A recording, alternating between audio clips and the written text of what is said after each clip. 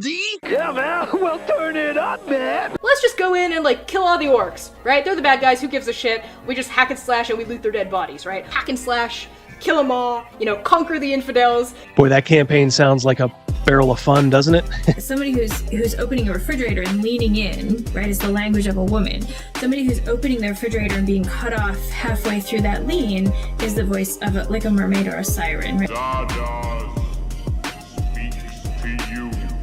This is not the face of the hobby anymore. And I think there's been mistakes made in years past where people assumed that D&D players were all, you know, white dudes in a basement, which has been a faulty assumption for a lot of years and gets more and more false every day. And so it's, in my viewpoint, honestly, guys like me can't leave soon enough. I just had to be born with empathy and a weakness for socialism and femboys. You gotta put a little hot sauce on the taco, you know what I mean? We want this dwarf to be the dwarfiest dwarf. Right. We want the elf to be the elfiest elf. And just the dashiest dash of Tabasco. Their voices need to carry across water. I'm a creative. It's a huge drain, right? Because fans can be awful. Al zurdo de mierda no le podés dar ni un milímetro. ¿Me podés definir zurdo de mierda que no Todos los que, entiendo? digamos, los colectivistas, los que ponen, digamos, o sea, esa idea... A ver, ¿Por qué le pones de mierda, digamos? Porque son una mierda. You say white lives matter, they don't. White lives don't matter because white lives aren't a thing. I disagree, Gary. Lutherville, Marina Del X, Otisburg. Who's this monster? She's got her own place. Otisburg. It's a little bitty place. Otisburg. Okay, I just wipe it off. That's all. It's a little town. Yep. We'll do it live. Okay. No. We'll do it live. Fuck it. Do it live. I'll write it and we'll do it live. Fucking thing sucks. Yeah. 5, 4, 3.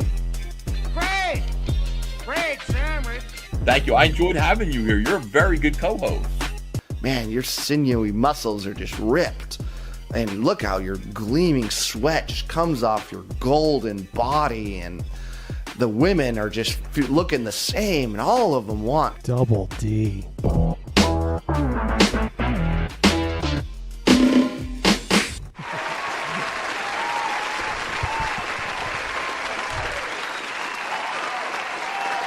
Hello. That guy looks like a cartoon character. How's everybody doing? We are having a discussion here about flies. We got four things in the studio today. Yes. Yeah. Us three and a fly that won't quit. It is tenacious. Ready to give him the Goran treatment. If you guys saw last week's Otto and Roland, Goran was the redhead who got shivved by Crazymouse down in the bowels of the ship. I don't know nothing about that. He deserved no better than that. Yeah. I think Lord Mattias was like, "Hey, are the boys going to give a eulogy for Goran?" No. We were all chuckling how the ship captain was just like, "Well, just don't let this affect my 5-star rating." Like and subscribe, people. Yeah. Of course, I'm not alone here. We got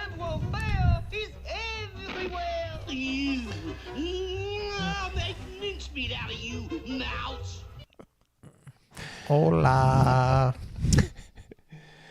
As well as, of course, is Crazymouse and, of course, Roland. It's my quarter. Rogan. Yeah. Oh, my God. Slip of the tongue there. We're already talking about Otto and Roland. Slip of the tongue. Jeez, how's everybody doing? We already got a nice little crowd here. Holy shit, 65 already. We haven't named the fly, but if this fuck bucket keeps hanging around, God, you guys might pick him up on feedback. He is loud too. Yeah, there is nothing worse than a fly that's trapped indoors and you just can't catch. I tried to get this guy before. I thought I had him locked in the bathroom down here. He escaped. This guy's good. But yeah, there is nothing worse than just one that's buzzing around. And heaven help you if you fall asleep or something on the couch and you know, They're absolutely disgusting. They are disgusting creatures. Yeah, like there was a Star Trek: The Next Generation episode. I mean, there's always been like these super, beings like all powerful like Q, but there was one where like they found this guy on a planet and he was just there with his wife and they were the only things left after an attack, and like Picard is like, this is peculiar. So they kept investigating. Well, it turns out the planet got attacked and he snapped his fingers and like every member of the attacking race died. Oh yeah, it was a good episode. I always liked that one.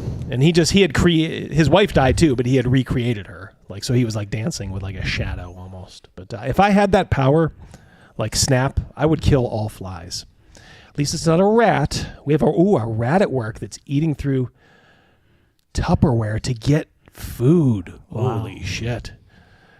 All right. Well, I hope you don't work at a restaurant, Tora. Because if you do... well, in a Tupperware container, just put a big vat of rat poison.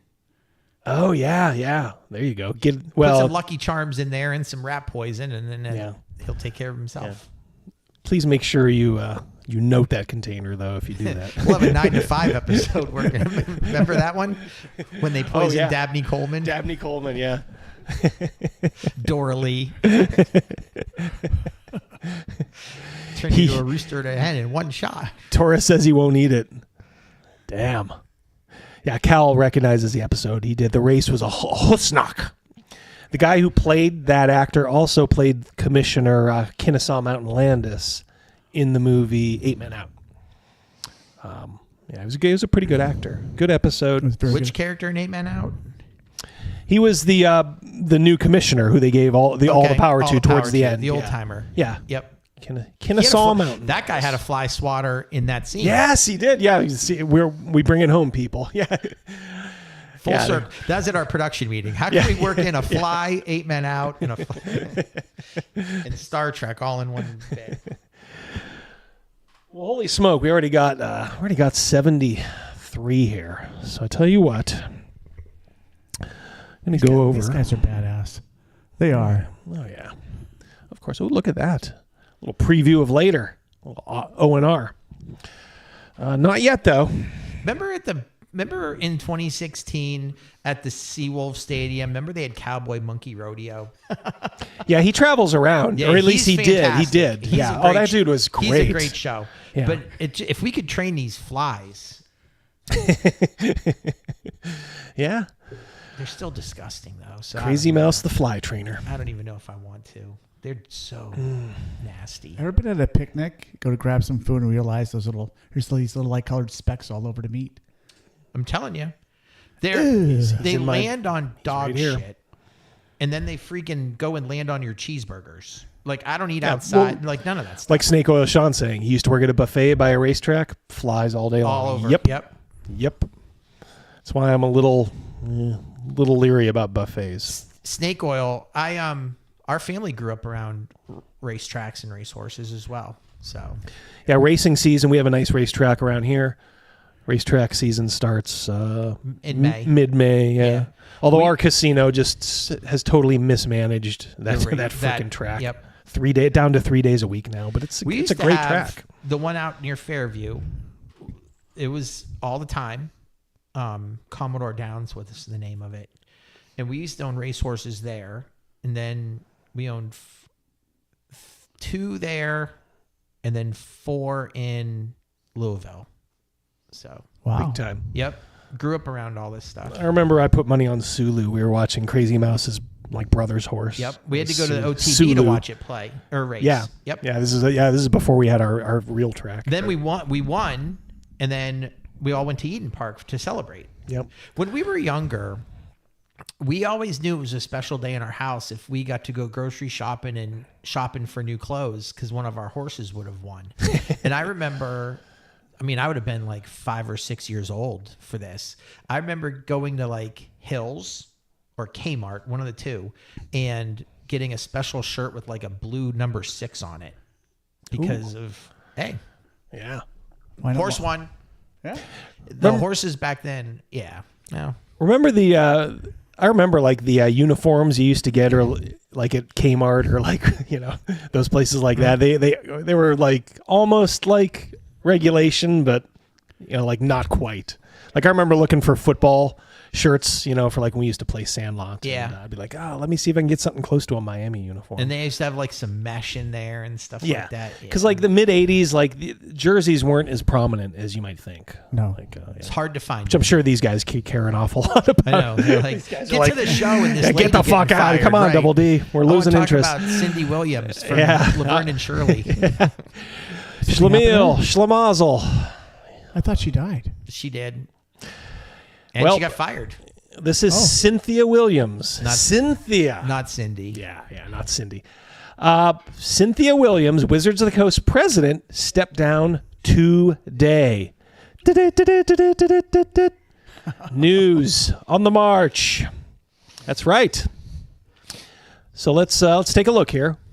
Wizards of the Coast president Cynthia Williams is leaving the company at the end of the month. Okay, so that will tell you something there. We'll get around to that. An SEC filing disclosed that she had informed Hasbro that she was leaving the company as of April 26. Per the filing, Hasbro is conducting, obviously, a process to look for her successor, looking internal and external. Now, this is important too. Hasbro provided the following statement. We're excited for Cynthia to take the next step in her career and grateful for the contributions she's made in her more than 2 years at Wizards and Hasbro. We wish her the absolute best in her next endeavor. We started the search for the next prez. Blah, blah, blah. Joined just over 2 years ago, so not a long time there. And she came from Microsoft, and I think Amazon too, before that. Yeah, Amazon too. She was the general manager and vice president of the gaming ecosystem commercial team. Not exactly sure what that entailed. Helped drive expansion of Xbox gaming. So obviously, she sort of knew what she was doing from a corporate point of view. From a gaming point of view, that's debatable. Williams also worked for Amazon, as part of their e-commerce. I think that's where she cut her teeth. She took over when Chris Cox became CEO of Hasbro from WotC. And this is important too. So take note. Under Williams' leadership, WotC helped grow Hasbro's most profitable business line, with Wizards earning over $1 billion in 2023. Wizards and digital gaming saw some massive successes, including Baldur's Gate 3 and, more importantly, Monopoly Go, which is a powerhouse, but also was the focus of intense scrutiny for a series of missteps involving D&D and Magic. And I think we are well aware of this. They're talking about the open game license debacle last year. And obviously, and this kind of got swept under the rug too, the botched release of the Deck of Many Things, the Book of Many Things, which also included a deck, which they had totally effed up. And they missed the holiday window for that. Yeah, she actually also remember the Pinkertons too. That was the Pinkertons. That was more on the Magic side of things. She oversaw the subsidiary increasingly pivot towards digital formats, with Wizards adding several in-house game studios to release games under a mix of existing and new IPs, and aggressively working with outside companies to license D&D games. Finalized the purchase of D&D Beyond, so they own that now, so they can use that for a bunch of their own stuff and don't have to pay a dime any longer. Okay, so let's tell you what. Let's go back to basic here. Oh my lord! Can't have that. Forgot to. Who's on the soundboard today? That fly. Exactly. Yeah, it's a fly. I'm just gonna blame everything on the fly. If it doesn't straighten out, we're gonna fire him. One thing I hate about OBS is when you play something, you almost have to hit it again so it doesn't reactivate every time you go into a new scene. So I'm sure I'm just doing something wrong. Okay, so my 2 cents. So first of all, I've been in corporate America for 25 years, Fortune 500. So I've seen CEOs come, I've seen CFOs come, because I'm a little bit more in the financial side of things. And I've seen when they go on good terms and when they go on poor terms. She is going on good terms. So they are not displeased with her performance at all. My guess is she got like a good job. She probably got. That's what it sounds like. Yeah. I think she got a better position, or she has a line for a better position. If it was acrimonious, they would have issued a more terse statement saying, as of this date, they wouldn't let her finish out till the 26th. They would say she's no longer, CEO. Immediately, yep. Yeah, we thank her. Something like we thank her for her service, and we're now, moving on and trying to find someone else. So, this is a friendly parting of the ways. Now you can say like, oh, it was a debacle. It wasn't a debacle from a business point of view. Like Hasbro has some trouble, Wizards has some issues. But right now, I think, from just a outsider's perspective, they're not doing too bad. But I also think part of her decision making was get out while the going's good. So if you're going to try to read anything into it like negative, I think that's what I would read into it negative. What if it's nothing of any of this and it's just health related? Yeah, it could be, or family related. Yeah. I don't know if I'm going to guess she might have a family. 1 second. Pundit's here. See what Pundit has to say. Problem is she makes Cox look bad. They're definitely not pleased with Williams' results. D&D sales dropped 30% under her tenure. Resignation came only days. Yeah, but I mean, I don't know. I suppose there is something, but I don't know if it does not sound acrimonious to me at all. I think honestly the D&D decline, they're just chalking up to the end of the lifespan. Now I know the last several, as we know, like Journeys to the Radiant Citadel sold terrible, Candlekeep Mysteries sold terrible. That other one, I can't remember what the other one is. Yeah, these things are selling terribly. But these are sort of at the end, so they can just kind of throw their hands up and say, well, what do you want? Everybody knows that a new edition's on its way, so people are just holding off. So I honestly don't think they're holding her responsible for that. My opinion, obviously you're free to go, but that did not sound like they were getting rid of her. If they were, I think the most important point that they're not getting rid of her, they would definitely not let her finish out. Yeah, that her last day is, unless that has something to do with an insurance kicker or whatever. Like you're still covered if you work till this day or whatever. And you're right; she was responsible directly for every bad thing that happened to Wizards of the Coast in the last 2 years. Yeah, I mean, from my perspective, I don't like her, but look, she's also responsible for all the good things that happened too. I mean, you got both sides of the coin there, I guess. So yeah, people are going to say like, oh yeah, well she was the one responsible for Baldur's Gate 3. She's taking things more digital, which we may hate, but we're not their target market anymore. I mean, I don't know. So that's my take on it. She's taking all that Monopoly Go money and she's splitting. God, yeah. Where do I get to dip my beak in that? I honestly, I think she's just getting out while the going's good. We got one double. Yeah. Oh yeah, we got one there. Chris. Old friend Chris Miller. They will never admit that the fall of D&D was their fault. She'll fail upwards. Yeah, she probably will. We have a saying amongst us at work, us union guys, when it comes to management: "Fuck up, move up." It really is. I mean, we've had guys that run buildings that make multi-million-dollar decisions that just are like wasting 6 or 7 months of productivity, wasting all this money, and they always get moved up. Fuck up, move up. Yeah, pretty much. What good things? You can tell Pundit's he's going to be fired because he's coming in next week. We're going to talk about Baptism of Fire. Him and Chris's new game, which looks really good, actually. What good thing? I just told you one, Pundit. Baldur's Gate 3. Did you just give a preview for next week? I did, yeah. He will have his say next week. He can chew me out all he wants. Look, if she was a disaster for things that we care about, but honestly, I don't know. I don't see them being too concerned about it. Thank you, buddy.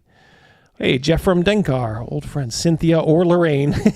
Which Williams was worse for D&D and why? Well, it's debatable. Yeah, I mean, did either do anything right during their tenure running D&D, in your opinion?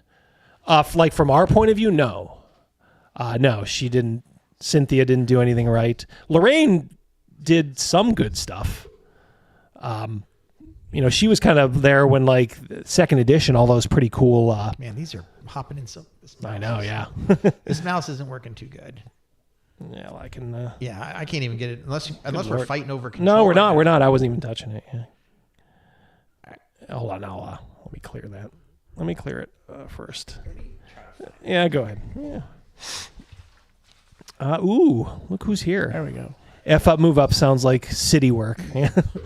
How you doing, James? Good to see you, buddy. Oh my, snake oil, Sean. Gifted 10 diversity and dragon. Holy shit! Damn. Yeah. That's awesome. awesome. What was going by so quick that I couldn't keep up with anything. Yeah. See if you can still do it. If not, we can trade Crazymouse. We'll trade mice. See if you can still.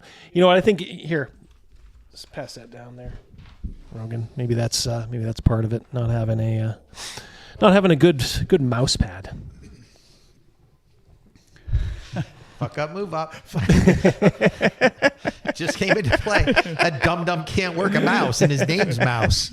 Thank you, John Osborne. I just said the same thing. Mouse can't mouse. Lorraine was bad at business and fixated on Buck Rogers. Yeah. Wasn't she like related to the person who did Buck Rogers somehow? There was something weird there. I don't know. I don't know. Obviously, I think Pundit thinks that... Pundit, are you saying she was fired? Are you saying that they let her go? Because that would be interesting. I mean, you. I don't know if you still have any contacts. Because I could be wrong here. I'm just reading between the lines. Because I've seen these kinds of corporate releases before. Here's the Buck Rogers thing. Mary Band said her grandfather created the character. Oh, okay. Yeah. I think there was like a familial thing. Yeah. And they like TSR did a Buck Rogers game. It was not very, it just kind of came and went. And I think they did spend a shitload of money on it. It was almost like a one shot. Yeah. Yeah. Well, I mean, good Lord. It's by that time, what are we, 60 years moved on from Buck Rogers? I mean, Aaron Gray. We'll never move on from her. Shazam. Oh, yeah. Aaron Gray was hot. There was some pretty good... remember the guy who played Hawk? Yes. In that? He was in Deathstalker, The Warriors from Hell. He was the bad guy in that. He's like bald. I'd forgotten about that.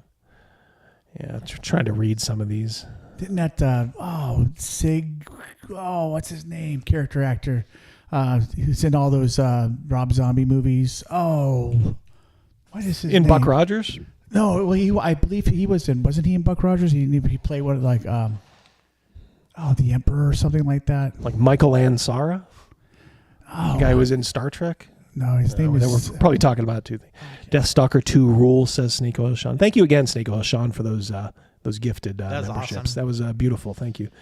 Aaron Gray was an early TV crush for sure, says Cobenheiser. Oh, Cobenheiser, yeah. Absolutely. Oh, man. Do you remember the Space Vampire episode of Buck Rogers? That always creeped me out when I was younger. Do you remember that one, Rogan? I do. Because it was kind of like he was kind of like a Nosferatu, like Sid vampire. Haig. That's Everyone, it. That's chat's blown that up. Yeah, Sid Haig. Okay. Sid Haig. There you go. Thanks, chat. Good job, Chad, as always. You guys are on fire. So Pundit says it's a case of resigning on good terms before you get fired on bad ones. Well, like I said, I can get along. I can get behind that. I think I disagree with you because you're saying what feather does she have in her cap? I think she has a couple. she's implementing things that they wanted to do. They want to go digital. I'm not saying it's good by any stretch. Obviously, Baldur's Gate 3 was good. Now, was she responsible for Monopoly Go, or is that just like Hasbro, or is Monopoly Go like WotC, like digital gaming? Because if she's responsible for Monopoly Go, there's your answer. That's the big feather in her cap. I don't think you understand how big Monopoly Go is. And I'm not quite sure. If she has anything to do with Monopoly Go, let's pretend we're all speculating. But how about this? Let's say that she is possible for Monopoly Go, and she's just like, you know what? Some other company saw what I did with Monopoly Go, and now they want me to come to their company and create something for them.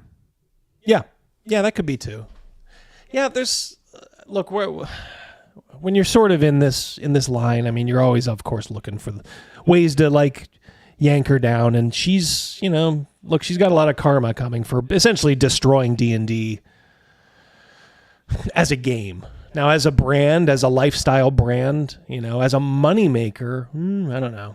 I guess we'll see in this fall, when they unveil the quote unquote new edition. Not new edition with Bobby Brown, but the new edition. Well, there's a tragic story right there, Bobby Brown. I got a story about Bobby Brown. This is true. We have family that lives in California. My dad's brother's kids. These are cousins I've met once, nothing more. I have a cousin named Christy. And Christy has a best friend who is Bobby Brown's wife. And everyone always says, Whitney Houston? No. No. But One Whitney. Bobby Brown's wife and my cousin Christy are best friends. My brother Greg weaseled his way somehow into a wedding that he was just in town in California for, and he went to this wedding. He was Christy's +1. Right. So Christy and her friend and my brother and Bobby Brown were all hanging out. Because my brother had no idea who Bobby Brown was, it endeared Bobby Brown more to hang out with him. So when all these, like, he was drinking with Bobby Brown and all this other stuff, and we're all just like, bullshit. He pulled out his phone and he has like... He's got the goods. 30 pictures of just him with Bobby Brown hanging out. And I just was like, that's so crazy. That's so crazy. And I also want to stress, this is recent. This is just within the last couple of years. It's like, if I said within 5 years ago, that's really accurate. Well, she died in 2014, I think. Yeah. And it was the wife after her. Yeah, Chris Miller, if you saw that comment there, Chris, that essentially is a better crystallized version of what I was trying to say. Yeah. She did a good job implementing what they wanted. It's just not what we wanted. So, hey, Hungar the Starvarian. How you doing, buddy? Hi, everybody. I am out of the hospital and finally home. Good to hear, that's buddy. awesome. That's very good to hear. We love you, Hungar. Rest up. Stay well, my friend. Stay well. Yeah, I'm just trying to... This is one the chat is on fire. Chat's a little bit on fire on this whole thing. It's like we got another one. I don't know if She's also dummy thick and looks like she could breathe through her ears. Someone made a comment that Cynthia Williams is not responsible for Monopoly Go, that it is Chris Cox. I don't know if you... Yeah, that makes sense because Monopoly is just like a Hasbro game. I didn't know if they somehow had shuffled things over. Yeah, so that's one less feather she's got in her cap. So I don't know. It is kind of interesting to be able to kind of talk about this in sort of just kind of a dispassionate manner because I'm so over. They've so totally destroyed the D&D brand as a game, a functional game, that it's like I don't even care. I mean, I'll laugh at them. I'll poke fun. I'll make money off of them on YouTube. But in the same respect, I don't really get like all passionate anymore about it. It's done. I mean, it's like pining for a girlfriend who is like already married to another guy, and and she's pregnant and having his kid. That's what it's like. Yeah. Right? I mean, it's over. It's done. The baby already came. Yeah. At what point are you like just kind of the dummy sitting there thinking like, oh, this is going to change, any day now. She's coming back to me. She'll come to her senses. Yeah. She'll come to her senses. Yeah. as Rick Pitino said, Larry Bird ain't walking through that door. Walking through that door. Yep, Kevin McHale ain't walking through that door. It just, I know there's these kind of fantasies online, like, well, look, what if somebody buys Wizards of the Coast and rescues it? It's the same arguments I hear about like Doctor Who. Like, oh, what if we can get it away? And then suddenly, or if somebody gets, the license, they can undo all this damage. It's not going to happen. They're not redoing the final season of Game of Thrones. Yeah. Move on. That was like for a while, people were like, hey, this is a possibility. And I'm if like, we all sign this petition, they'll do it. Yeah. No fucking way. Yeah, You know how hard it is to get that group of actors, back? Do you know how much more money they would command? Like Highlander 2, the Renegade version. Yeah. The Sickening. Highlander 2, The Sickening. Yeah, so it's like at some point you kind of just have to realize that things change. Life changes. Like we were talking about Buck Rogers. Look, Buck Rogers and Flash Gordon had their day. And Flash Gordon had a brief resurgence, in 1980 when the movie came out. But more or less, these are just dead properties. And if you'd asked somebody, back in the serial days, like, hey, there's going to be some day where nobody gives a shit about Buck Rogers. And, they'd probably be like, no way, man, Buck Rogers is forever. We got Aaron Gray. We got Aaron Gray and Twiggy. Yeah. Yeah. Hello, it's like, yeah, they both had a brief resurgence, like at about the exact same time. And it's like, oh, but it didn't last long. I mean, this shit changes. That Gil Gerard was a hunk, though. Yeah.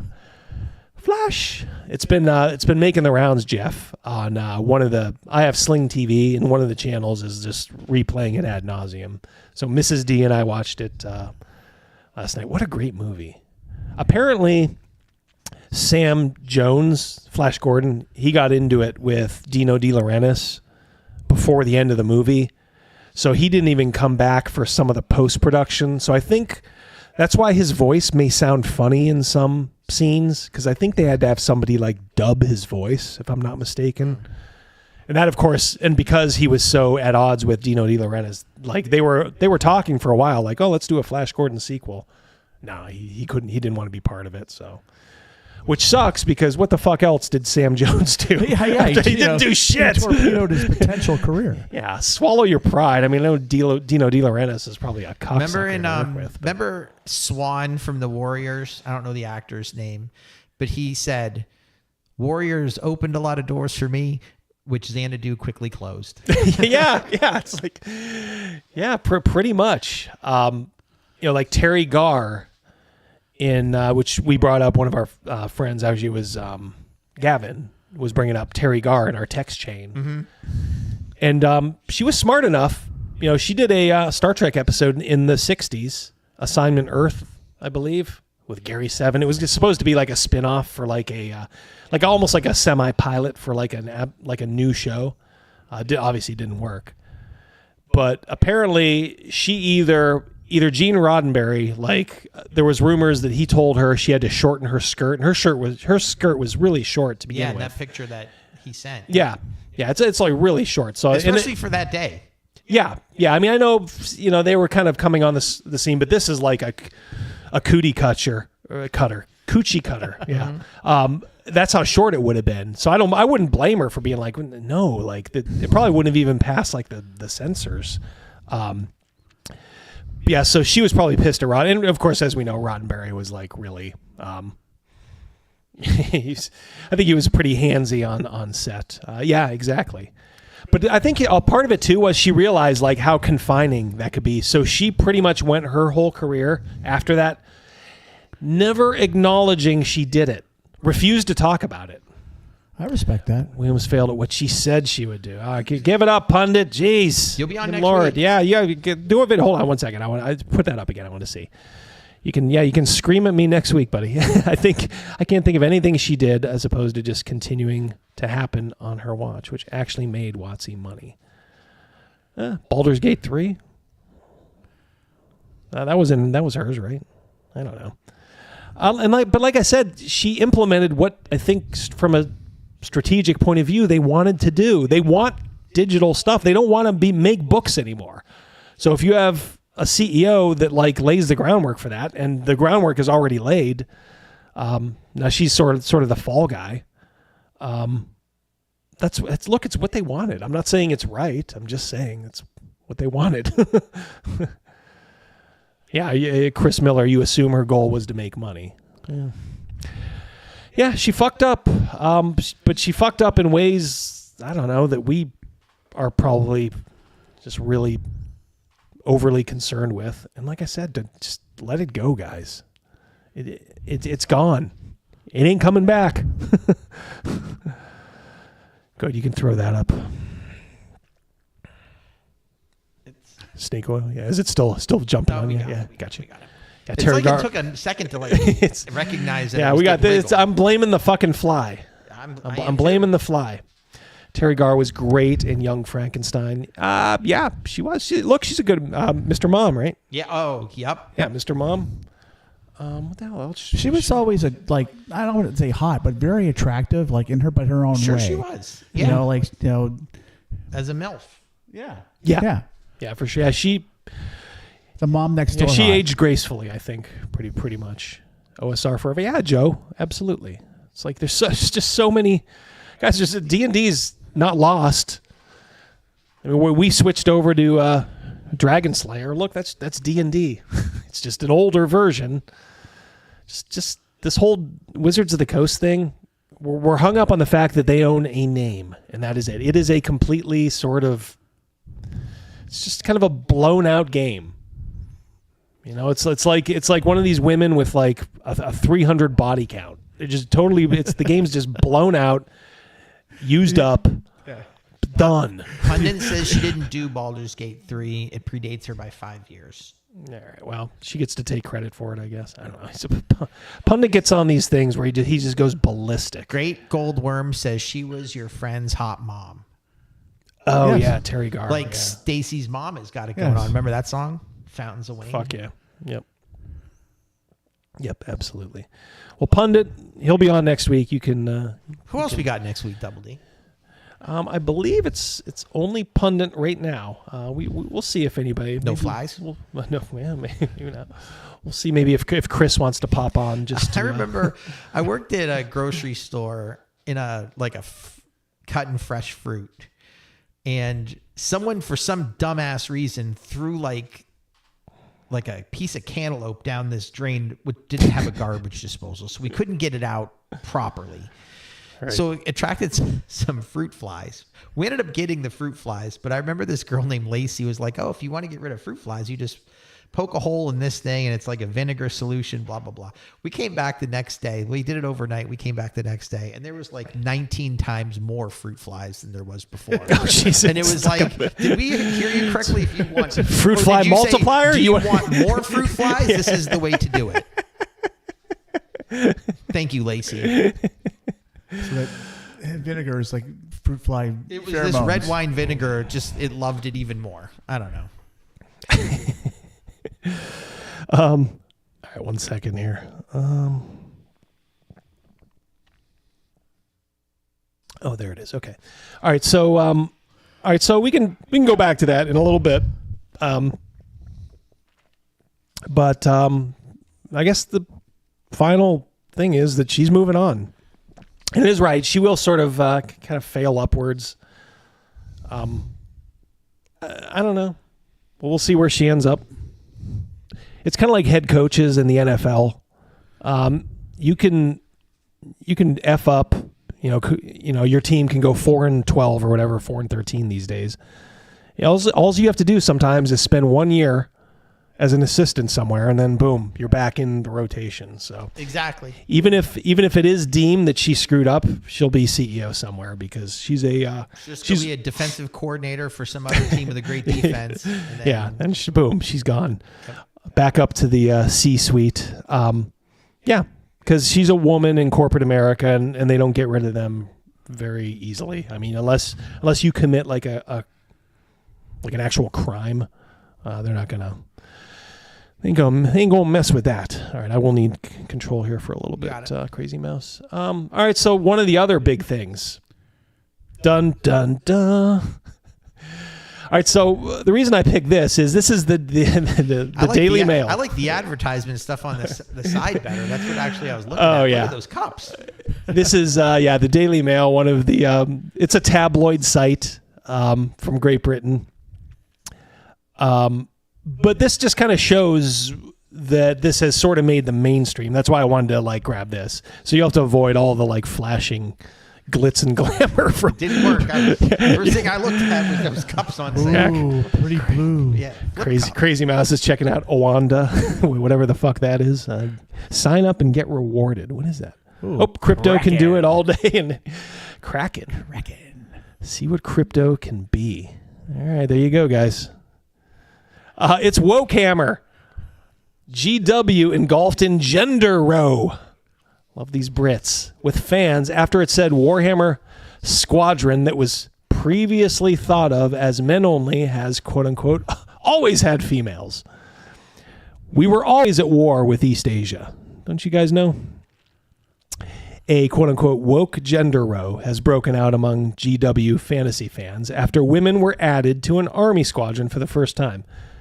Bosses behind the Warhammer game have introduced a female character to one of its most popular tabletop battalions, whose devotees include film star Henry Cavill. Yeah, they had to throw him in there because they're like, there's probably some sort of a copy editor who's like, why the fuck are we covering this? It's like, well, we can work in Henry Cavill. Okay. But some men are furious at the move. Maybe it's not all men. Yeah, it probably is. Insisting that the Adeptus Custodes Brigade, boy, they called him a squadron. Now they're calling him a brigade. Puppies. Puppies.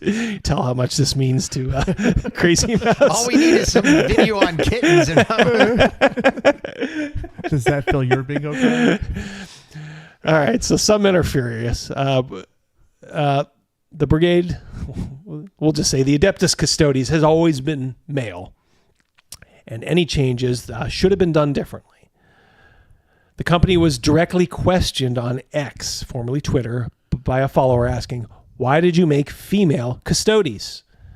The official Warhammer account responded by posting, since the first of the 10,000 were created, there have always been female custodians. Well, that's sort of news to everybody, because that was apparently... He looks like a badass right there. Oh, he does, yeah. Chris Miller hitting it up. Oh, yep. Go ahead. Even if you click on it, I don't know Go if it'll ahead. show No, up. go, yeah, it won't show I up. can read it from there. Okay. It'll there. It's there. Just put it up. Now feminists can be racist, space fascist, too. That's true. Thank you, Chris. $2. He does look like Superman. I like Henry Cavill. He's a good dude. I like him too. He's not down with a lot of this stuff. He kind of stays. Remember, if you remember that thing I said, like, look, if somebody's not telling you they're political these days, they either absolutely 100% do not care or they're conservatives. So I'm pretty sure Henry Cavill's kind of a conservative dude, but just doesn't say anything. So good for him too. Why did you make female? Because here's the tweet. Since the first 10,000, there have always been. And this is what people are pissed over. It's like you could have given in, and they're probably damned if they did, and damned if they didn't from that perspective. But they could have just said, like, look, we're giving in. There's this new, this new faction we've just discovered of the Adeptus Custodes. But no, they doubled down and kind of said, like, no, bro, they've always been there. A new edition of Warhammer 40K introduces a character named Custodian Calidis Torovia Kesh, and using female pronouns for her. Longtime fans say it's the first time a woman has been part of the gold-clad Adeptus Custodes squad, with an online backlash breaking out in response. Yep, I know Thor Odinson, if you guys know him on Twitter. Yeah, he's been doing a good job kind of fighting this. Did people get this worked up when they had that scene in the Star Wars movie where there was girl Jedis? You mean like back in the prequels? Yeah. I don't think so. I mean, keep in mind the internet wasn't as poisoned. Yeah, it was the dawn of the internet. Because like Phantom Menace, that's 99. Yeah. Yeah, probably not. Which I don't I don't think it would have been, because remember Leah was also like, oh yeah, she's a force.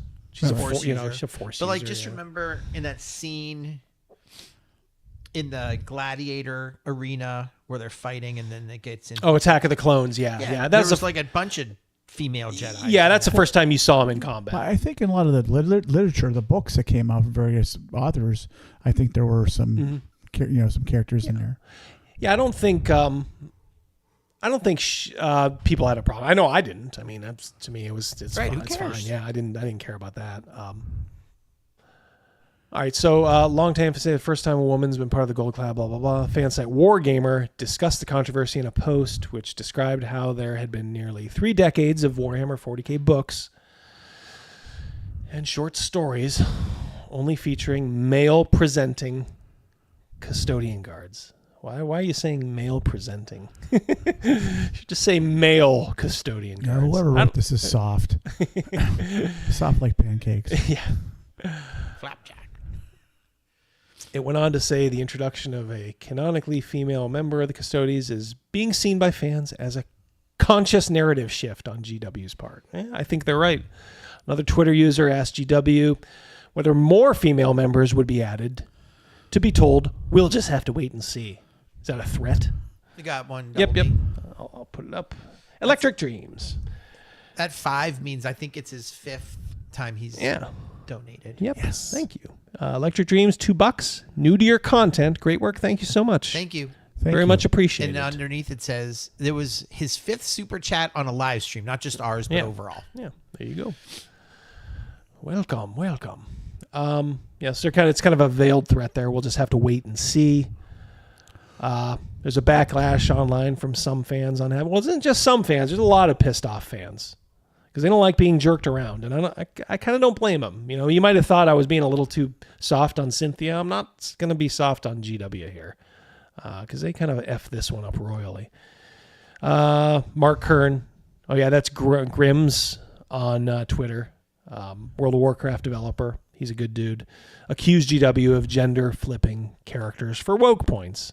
The issue with Warhammer and Custodies is the lie. Could have changed it. Yeah. Although I don't know if he was the guy to ask because he's more video games. Got some models there. So when are they going to come out with female Tyranids? Yeah. There you go. Boy, they're really playing the Henry Cavill angle here, aren't they? They're pushing him, aren't they? The editor's probably like, I don't care what the F you do. Just put in 3 pictures of Henry Cavill. Make them good ones, too. He was dreamy in that outfit. And not in that one, but his Warhammer outfit. Yeah, he's a good... He's a good-looking dude. Good-looking dude, for sure. He'll be on next week. Yep. Yeah, here's Grum's Mark Kern. If you don't follow him on Twitter, start following him. Grums, he's a good dude. Sticks mostly to video games, but he opines on other things too. They decided to lie and pretend it was that way all along. That's the part that's pissing people off. Oh, that fly just flew right next to me. He was within my grasp. It's attracted right now to the light behind the canvas. Yeah, well, it's a halogen light, so hopefully it burns itself to death. If you had one of those great big bug zapping lights, that would go pop. That sucker was so big. Yeah, well, that should be like the temperature of the sun for that thing. They decided to pretend it was that way all along. Lies part of an insidious, malignant ideology that throws away all reason and fact. That is the part that's dangerous. All right, so I think they're just going through here. I think we get that. As multiple people point out, the Sisters of Battle and Sisters of Silence already exist as powerfully portrayed female factions. Absolutely. So this is where the argument that, these are just a bunch of, idiot bros, incels, etc. No, because none of them bitch about Sisters of Battle. None of them bitch about Sisters of Silence or anything like that. Now, they do think that, like, no female Space Marines. It's not in the lore, and certainly no female Adeptus Custodes. There are women in 40K, and I've played against Sisters of Battle. Regular gamers like painting them up, and they are cool miniatures. But it's this whole effing thing where it's like we just gotta, give in to pressure. There's a handful of very loud people putting pressure on him to do stuff like this. Yep. Brothers of Battle. I roll with the Imperial Guard. Now, I should say I do play 40K. It's been a couple years now. Hold on, Double D. Good night, Jeff. Oh, Jeff's leaving? Where are you going, Jeff? Gotta go. Make terrain. Well, throw us on in the background, sir. Yeah. Come on, Give us a listen. Yeah, see you, Jeff. Have a good one. So I'm not a huge, and Rogan has played 40K for how long? Oh gosh, second edition. Since second edition, so he's actually an OG. Is that like a dozen years? No, that's more. Late 80s, right? 30 years ago. Oh, okay, 30 26 years ago. Yeah, I was the late 80s, early 90s, Yes. right? Yeah. Rogue Trader. A couple slid dozen into years, and then- okay. Yeah, and I'm a relative newcomer. I came in like maybe 2017, I think. I have two armies. I have Imperial Guard and I have Death Guard, which I love. I mean, I love playing. I think I came in during 8th edition, which I think was pretty well thought of. And to say this, your miniatures are beautifully painted. Oh, thank you. They're absolutely Thank you. outstanding. Yeah, I did do a video of my Imperial Guard. If you look back in the archives, I did just cut together a video. Remember when Yoda yelled at that guy for losing a planet? How embarrassing! That's when he went to go look at the archives. Yep. Yeah, so they're just finishing up here, but I think we get the point. Do we not? Let's go back here. I think the moral of the story is that regardless of how many woke points you gain, you can't spend them anywhere. Yeah. Yep. And it is cowardly of GW to not freaking admit that they're just shoehorning this in. Right. They could have just created a new faction. I mean, how long has it been since they created a brand new one? Chris Miller has Rogue Trader Imperial Guard army. Yes. Oh, there you go. Yeah, mine's more of a, if you look back at my video, mine's kind of based on, because I use a lot of like third-party miniatures, like tanks and infant guardsmen. So mine's more like kind of British colonial based. I do love it. It's a kind of a worthwhile thing. You get to paint your army up and kind of watch it grow. And, that's where I would listen to like live streams and stuff like that. So I do love the hobby. And I'm just wondering, the people that GW is giving into, do they love the hobby as much as the people that they're alienating? They never do. Yeah. Like Thor Odinson on Twitter. He's very vocal, runs a very good Twitter account. Very much a 40K. He would have called himself before this like a 40K fanboy.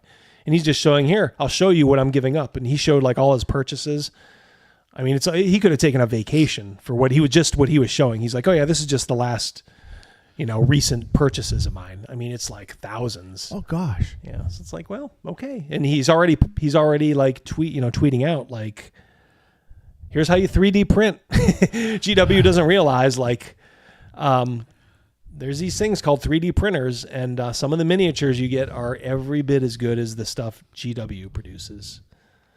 And I know that from doing Imperial Guard. There's a lot of like 3D printed guard stuff because they neglected the guard for so long, as far as like new models.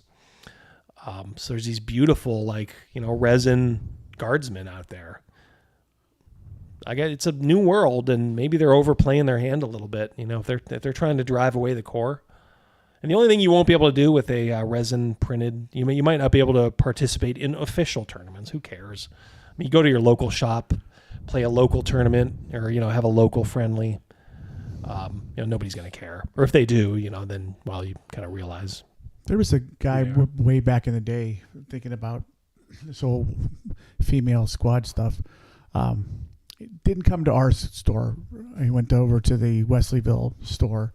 Mm-hmm. I met him. I didn't meet him. I saw them there during one of our skirmish things that we were doing, and he had Space Wolves, and one of his squads were female, the She Wolves, and he had these. I don't know where he got the miniatures from. There's some, but they're really these female power armor type characters that look closely to the Marines, and he He put backpacks on them. He cut off the little plastic heads off these little dog toys and put them on that. And he did. He's a horrible painter, but but he tried. he tried. He tried. tried. He put these little dog tails on their butt ends and stuff like that. And that was his squad right there. And no one flipped their lid or anything like that. Yeah, they were probably more concerned about the bad paint job than the fact that they were females. 100%. He's laying them down and like, whoa, dude. Okay, at least there's some paint on them, right? Like, yeah, that's pretty awful. Get something on them. Yeah, man. Even if you got to use the old polyurethane dip. Yeah. So I mean, look, I wouldn't. I wouldn't pretend to know, a thimbleful of the lore that, a lot of the 40K hardcores know. But it's a weird thing, 40K. They have this lore that's been built up, and their fans are really, really, really kind of beholden to it. And they expect it to be honored. And it's First, Matt, we're happy you're here. Oh, yeah. For some reason, they haven't been putting your stuff on the page. Well, maybe now that you watched one, it'll show up more. Yeah, I wish I could say, Matt. I'm not sure. I don't want to say YouTube's, playing games, but I guess you never know. This could just be the algorithm.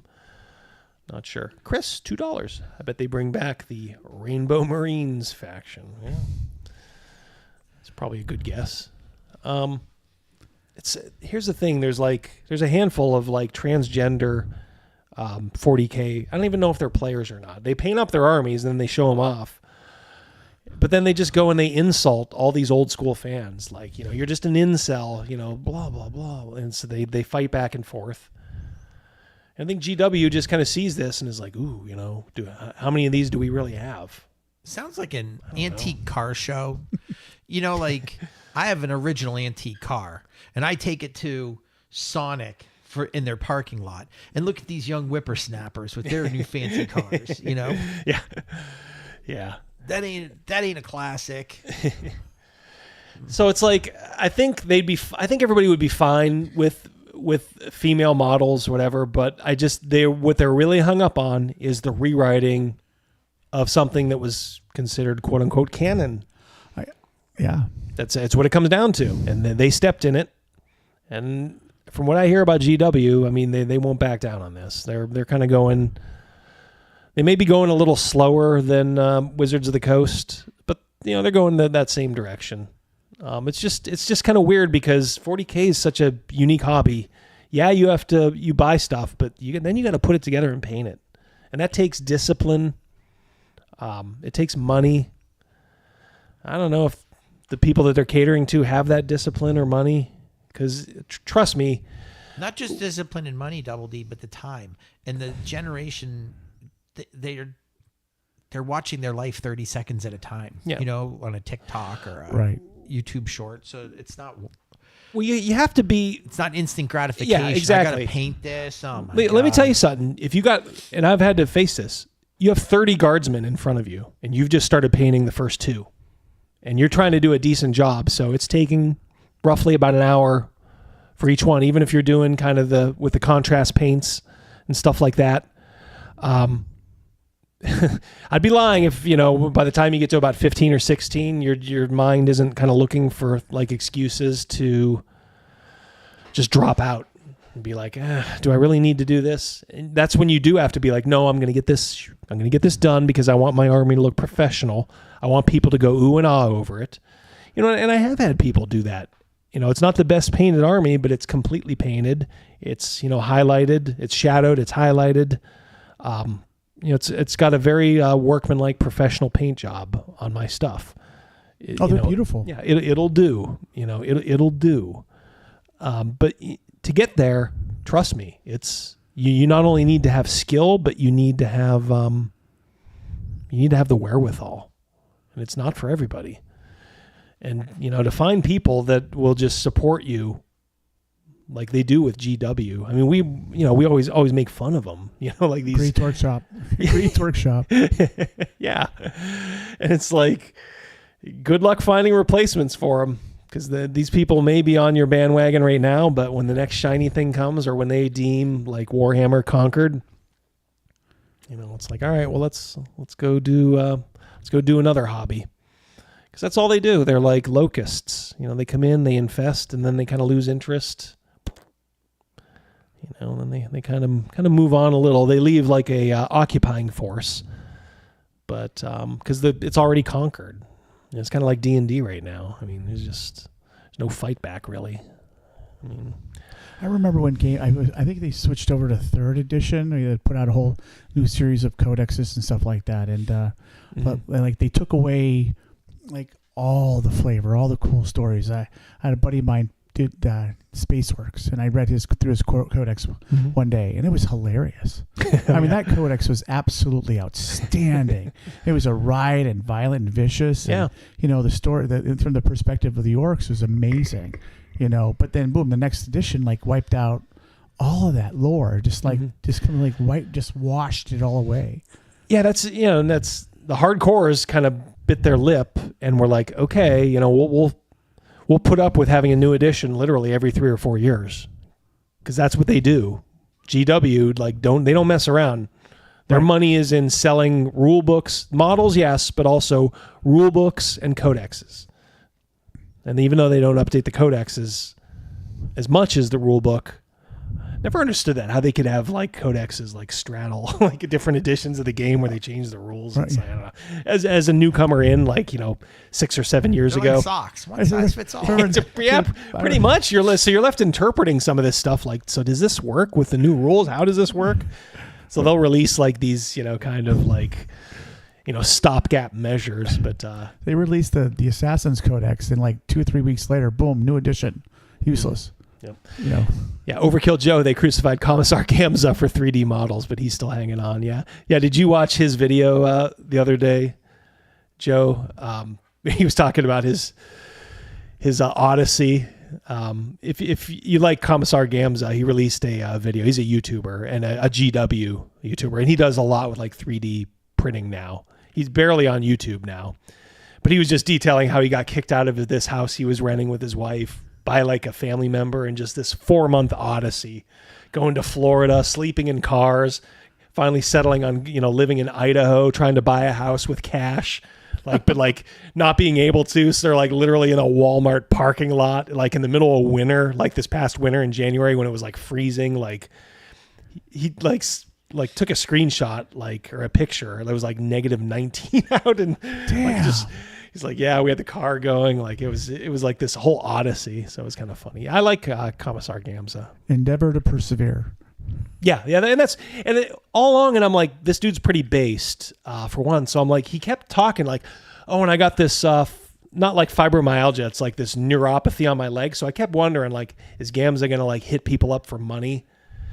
And no, it's like he just told the story, and then at the end he's like, the thing is, he's like, just have faith in God, people, and just persevere. That's all he said.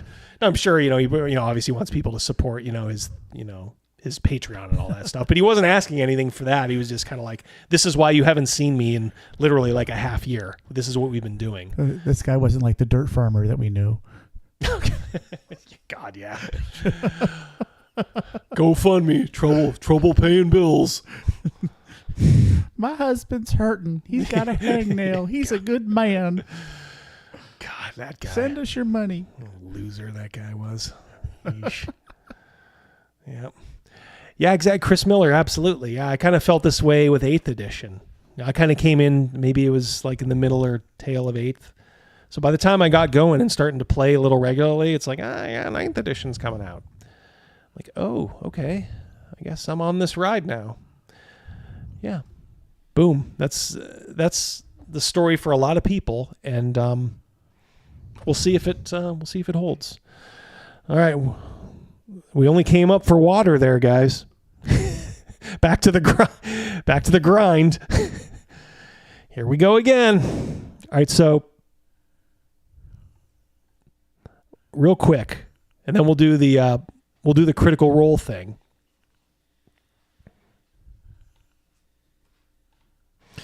Did you know the Menendez brothers are about to get out of prison? Maybe.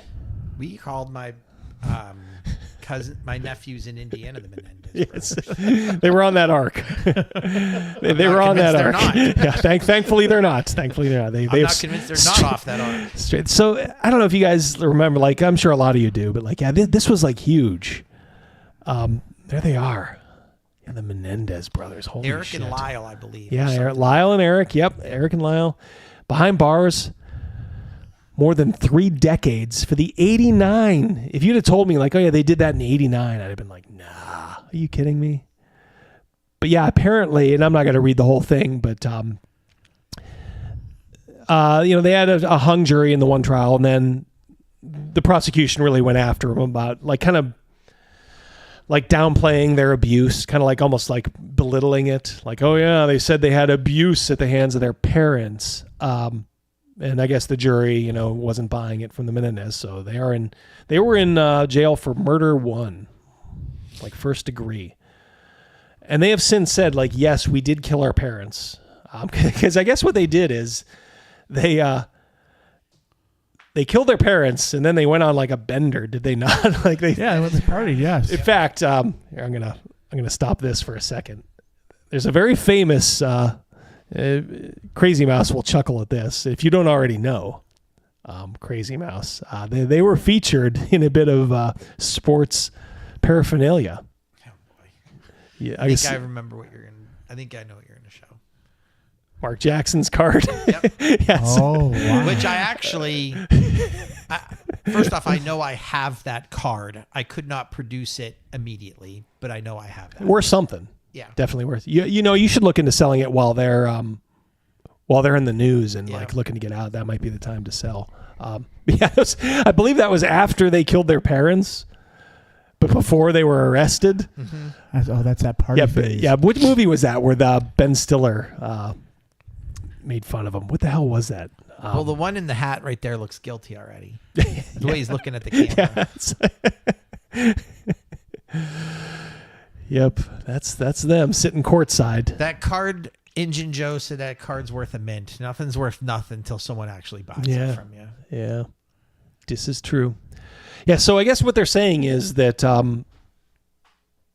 they're producing like a letter that one of them wrote months before they murdered their parents about abuse, and I think it was the sex kind from the father. So now they're starting to take a second look and being like, okay, was this guy kind of a scumbag? And I think somebody from Menudo must have known their father somehow and came out and said, yeah, he was that kind of guy. So I think what they're saying is, yes, we killed, but we're doing it in a quasi like self-defensive way. So it should have been manslaughter, which would have given them like 30 years in prison, which they've already served, and more. So I think their whole argument is, look, we've served enough time for manslaughter, and that's what we should have been charged with. So I think that's their whole thing. I don't know. I don't know what to think. I don't know. It's a bit of our like growing up because this happened when we were like coming of age. This trial was big. Obviously, the OJ trial. We were in our 20s, and then for me, because of the age of my children and being a stay-at-home dad a lot, the Casey Anthony, which was maybe like just 10 years, 12 years ago. But those, as Nancy Grace used to call her, tot mom. But anyway, those 3 trials for me. Yeah. Yeah, I think O.J. Simpson might have ran into the Menendez brothers in prison or something, or had some interaction with them. And of course, O.J. Simpson died. I mean, I don't know. I thought it was funny though. The White House like sent their condolences to like the family. It's like, really, that's the guy you're choosing to honor? I don't know. Well, we did trade a basketball player for an international terrorist. That's true. The angel, was he the angel of death? Yeah, the one for Brittany Griner, right? Yeah. Yeah. Wait. I don't want to get mixed up. No, Dr. Death was Dr. Kevorkian. Yeah. This guy was the Angel of Death. Yeah. Yeah. We traded our Brittany Griner for Angel of Death. Fair trade there. I remember when Sam Kinison died. I remember Sam Kinison Oh, yeah. too. Yep. Yeah. Adam Carolla was talking today. he said something that kind of went down the memory hole, and I want to see if you two remember. I'm sure the chat will get it, so kind of missed your eyes so you don't read the chat. Merchant of Death. Thank you, Merchant everybody. of Death. Yep. Thank you very much. Very good, DJ. The OJ judge, Lance Judgito. Yes. Yeah, Lance Ito, known back then for decorating his bench or desk. Do you know with what? I don't remember. Yeah, Adam Carolla was going crazy. He's like, I feel like I'm the only one that remembers this, but it was discussed at the time. There were news articles written about it at the time. And he asked everybody that he knew, like he asked Jimmy Kimmel, Dr. Drew, all these other people in his life. He's like, what did Lance Ito have, Judge Ito have on his desk? And the answer is the dancing Itos on Jay Leno, yeah. Hourglasses. He had a shitload of hourglasses on his desk, which I gotta say, maybe I wasn't as invested as some people, but I don't remember that at all. I don't know. I saw pictures and I'm like, well, that looks vaguely familiar, but it's nothing I would have thought of.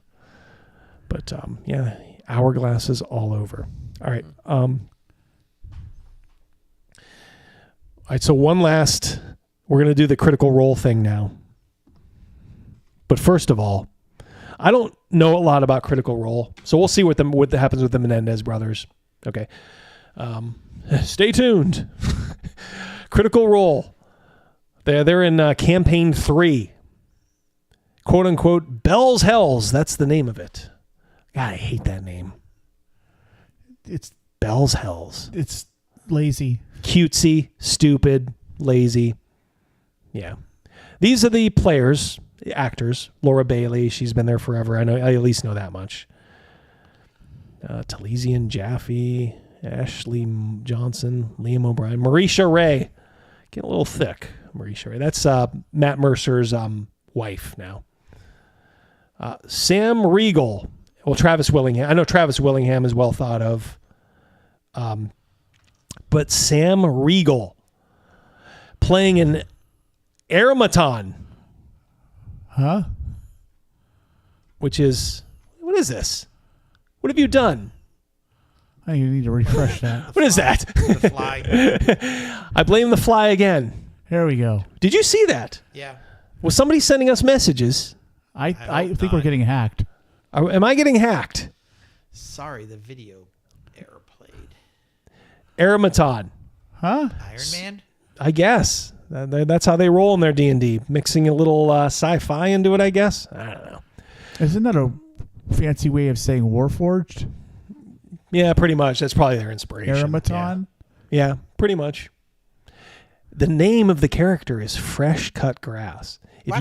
If you showed up at my table with a character named Fresh Cut Grass, I would nod and say, all right, I think let's do a couple others.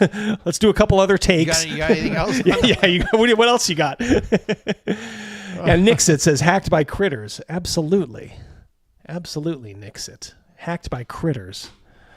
They know what we're going to look at here. All right, so they've been plugging along. It's a money machine.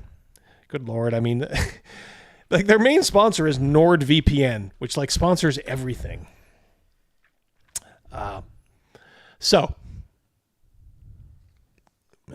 Make sure I got the desktop audio. If you try, I speak critter, just like I speak jive. I speak jive. DJ Widget. Yeah, I like that. Yeah, so no sound effects will work during this Crazymouse, just so you know. All right. So their latest episode, everybody's like, oh my God, shocking. I guess the group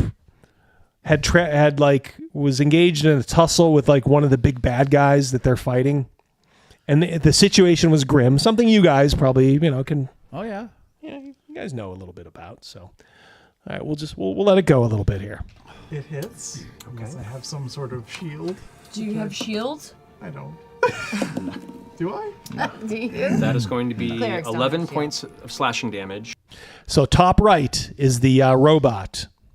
Top right, that's that Sam dude. Middle. Yeah. And the bottom one, the middle, is that Todd Newton?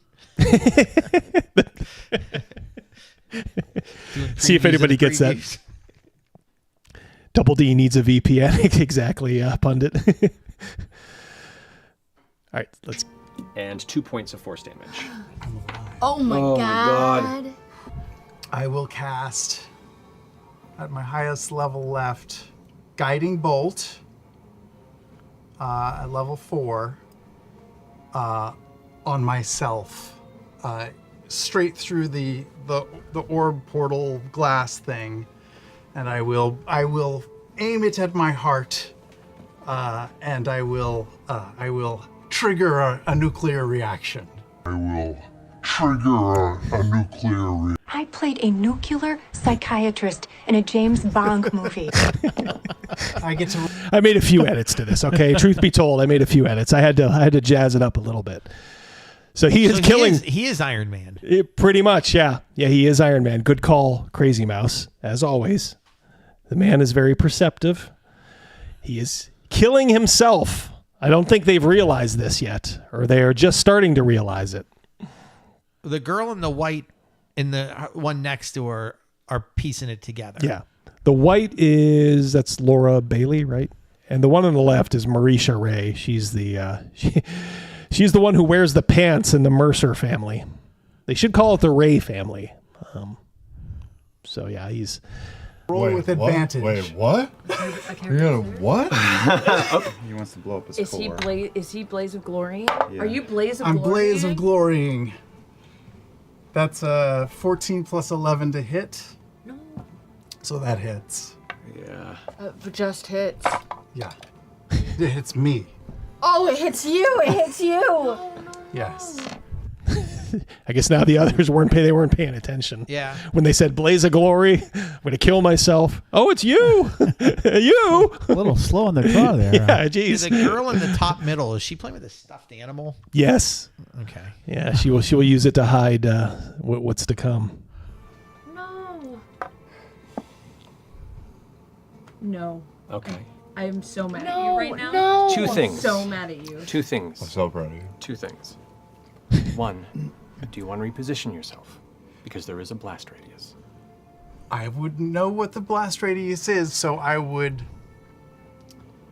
with all of my movement, I would just sort of charge into her and push as hard as I can as I power up. Push past this way. She's going the Clegane. Yeah. Sandor. The Hound. The Hound, yeah. Sandor. Yeah, you had it, yeah. Or like a suicide bomber from the Middle East. pretty much. Just so you are aware. Uh-huh. What's the saving throw that I have to make on this to survive, right? It's like a DC 12. What's the saving throw to survive a nuclear explosion that I inflicted on myself? Yeah, I will literally be ground zero. How can I survive? Come on. You know what's what. 13? Are we able to get him up? Are we able to get him up after he does this? Marisha. Just, yeah. You understand what this means. Just so we're clear. And that's okay. No, the rage that I feel, the stress being so high, the fuel pumping through my core, it has reached a level it's never reached before. And it is so intense that for the first time, I realize that I am made of metal and wires, but I am alive. I am alive for the first time.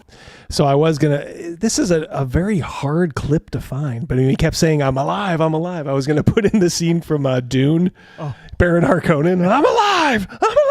You know, it's floating up. I couldn't find it anywhere on YouTube to clip. So, and I am alive not because I was made by probably Dean Mike or Dancer or even the Changebringer. I'm alive because they made me alive.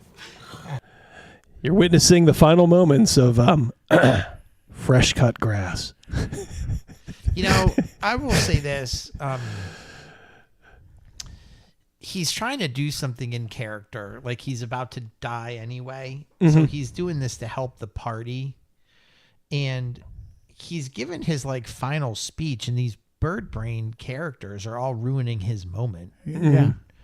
Yeah, we'll talk. We'll talk when this is funny, over. Like,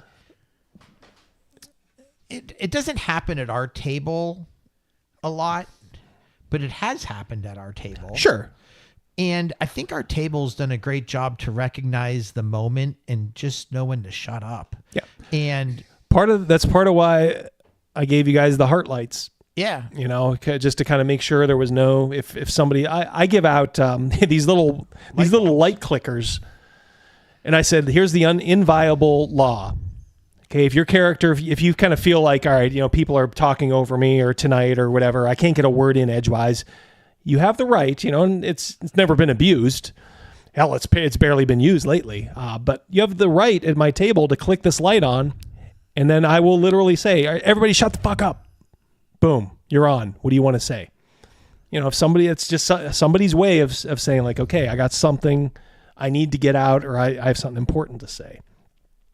And it's like I said, you got to respect it at the table. Yeah, and I feel like that at this table, the girls on the bottom are actually respecting the process, I think. So far, at least, they have. Mm-hmm. The girl with the stuffed animal, no. The guy on the bottom right in the black hoodie is not. He keeps interjecting. So, That's Todd Travis. Newton and the guy in the blue hair Todd are Newton. the only two, like, they're being quiet. Yeah. Like, he only has half the attention of, like, what's going on. And Yeah. the DM is, like, trying to corral the situation. Like, do you understand what's really happening? The blast radius, blah, blah, blah. So, I don't know. Hey, Rich, how you doing? Good to see you, buddy. Rich, I have been so busy, brother. I do want to talk to you, Shark. But just give me a rain check. I will when I get a moment. Work has been, you know, like just crazy, and you know, I think I told you some of the other stuff. So yes, I have not forgotten about you, my friend. But yeah, I agree 100%. We'll talk a little bit more about everything that's going on here. Behind the scenes, and maybe how some of you in the chat would deal with something like this. But keep in mind, though, these are actors, okay, and they're putting on a show, right? You know, so that affects everything here. I think it begins like to a ludicrous degree. I think at some point, and it's the connections that I made with all of them. This looks like the end. This is all I thought of, and I know it's a little cheesy, but I don't know. I can't hold out much longer. I'm all washed up. Oh, everything's getting dark. I can't see. Don't leave me. Getting dark.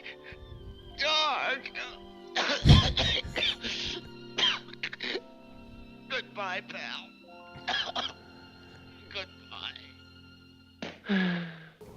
Feel free to do that, anybody, if your character's doing something similar.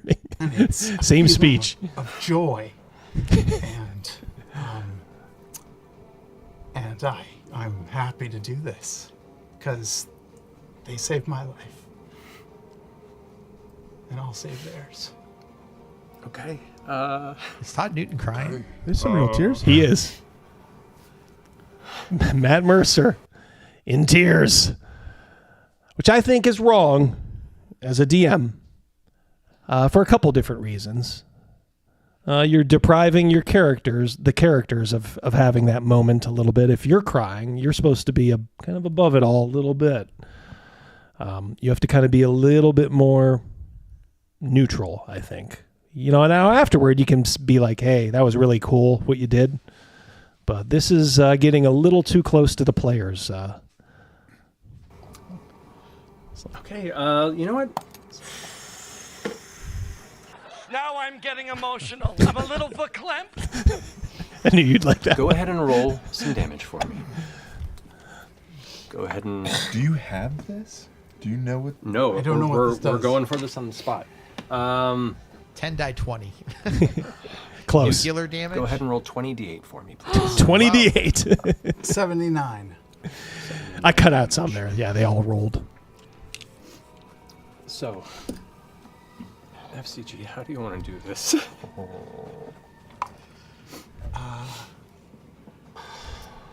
I think the last things I see are... Sorry. Yeah. I can feel my testosterone draining, Patrick Demo. Yeah. There you go. Oh, they wouldn't have heard that. Go, give it to him again. Go ahead there. Go ahead there, Mouse. Well, one more time.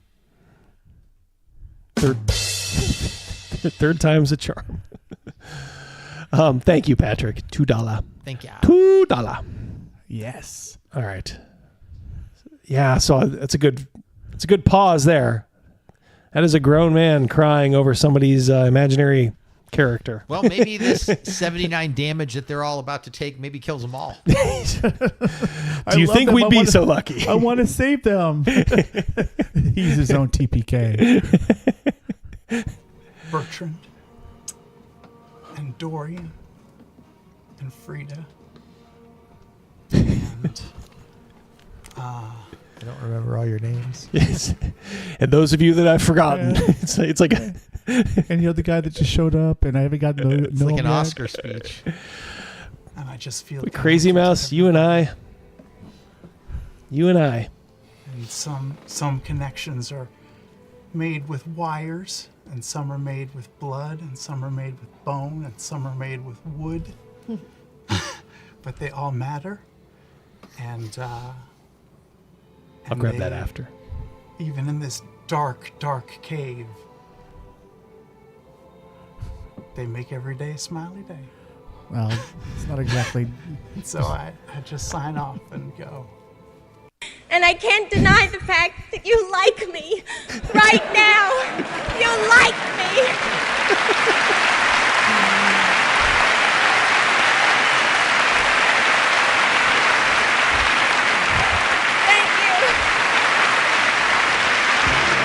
Oh, Forrest. Crazymouse brings up an award speech. Boom. I've already got it. I gotta do one thing here, Crazymouse. I want to clean this up. Just let me move this up. Just here. All right, there we go. Go ahead, all yours. Hungar, Starbarian, these people are better than Saltpeter. Yeah, pretty much. Uh-huh. Thank you, sir. We got another one. Yeah, there's another one. Go ahead and roll down. Whoop, there it is. We gotcha. You can't hide from us. You can't hide from us, Bill M.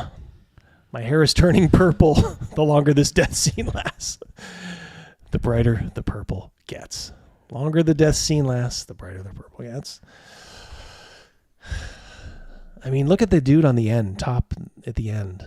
Like, he is beside himself. Yeah. And so is Todd Newton. Todd Newton is as well. That must be his guy, that character underneath Mercer. Is that his miniature? Must be. Jeez. Doesn't look like Iron Man, but buy your fresh cut grass figurine now online for $20. Exactly, yeah. Oh, I'd have given them all the credit in the world if they had that ready to go. And here you guys can pick up one for yourself. Yeah. Well done, Joe. Got another one, Doc. Yep, go ahead. You can grab that. Yep. Captain Falcon. Thank you Falcon. Very much. Thank you, Pyrita. $2.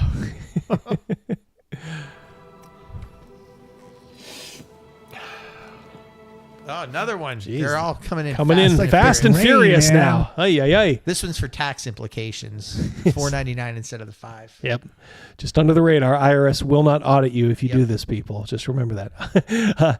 As someone who got his start in the hobby through CR, D&D didn't click for me until I understood CR was performance. It's an act. And you, sir, are very perceptive because that is what it is. It's a little bit of a game and a lot of it an act.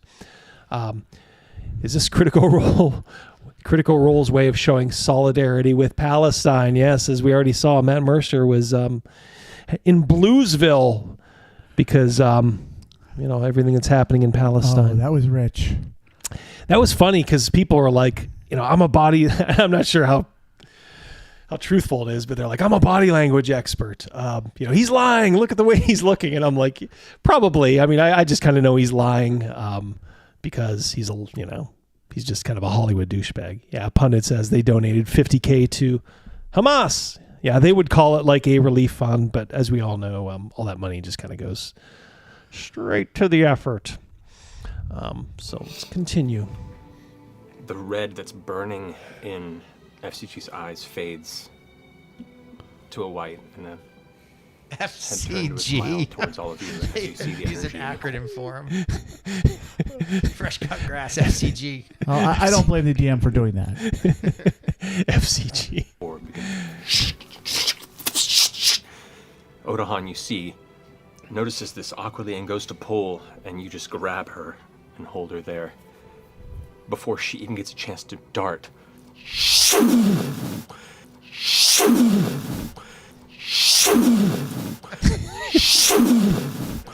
There is a ball of crackling energy that just fills the space,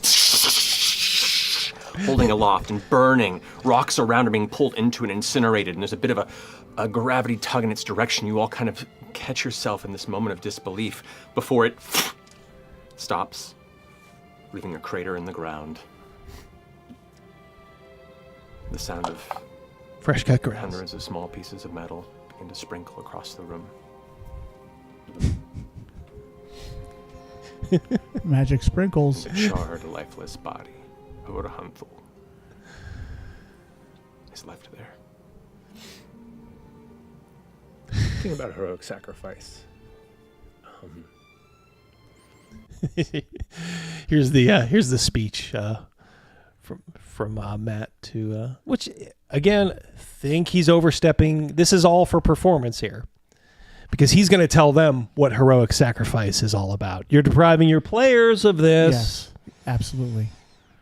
They should be the ones talking about what heroic sacrifice is.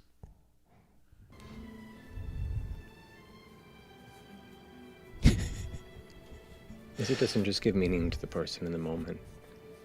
I tell you what, guys, if I ever shove off, I want you guys to have half of this much like somberness for my real life than this robot's fake life. FCG. FCG, yes. I got a feeling that one's going to stick for a while. FC, we got to figure out the gang sign for that. Mercer rocking the Caitlin Clark haircut for 6 years now.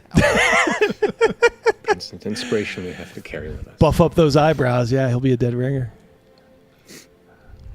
Note the sad violin playing in the background. As this moment of tragedy washes over you,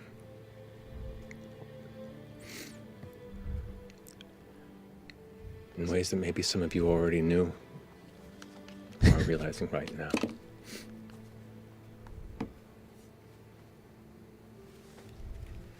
But the stakes are realer now than ever. Who's he speaking as here? You're the voice of God as a DM. The voice of maybe not even God, but just kind of an uncaring world.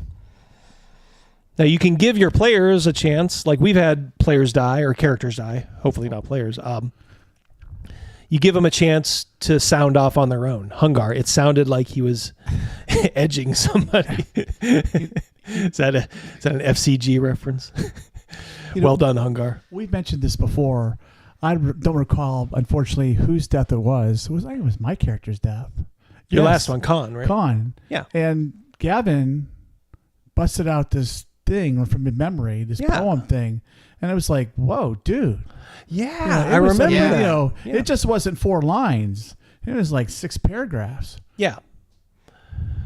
Exactly. And it was it's like you give boom. Give everybody a chance to say something.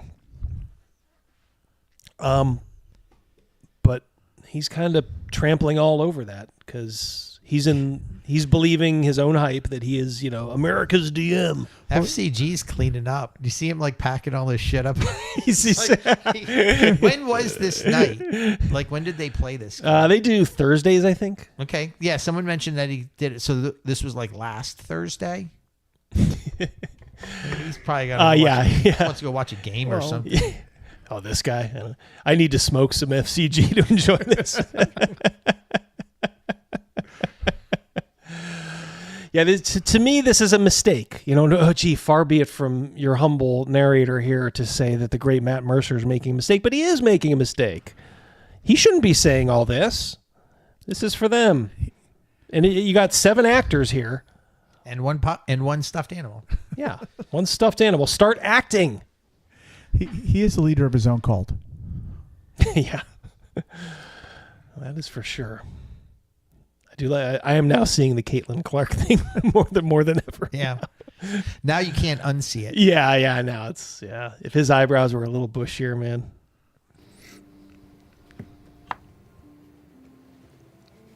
And this last can't be in vain.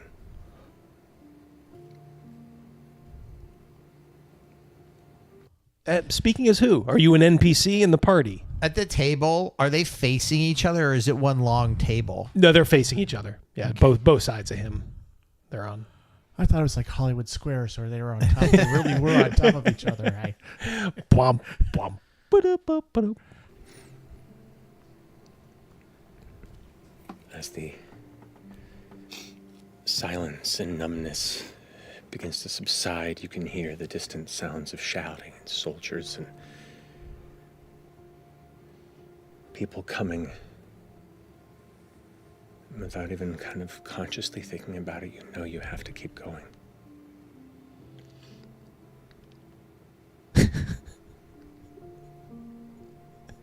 It's like Bryan Cranston reading Ozymandias.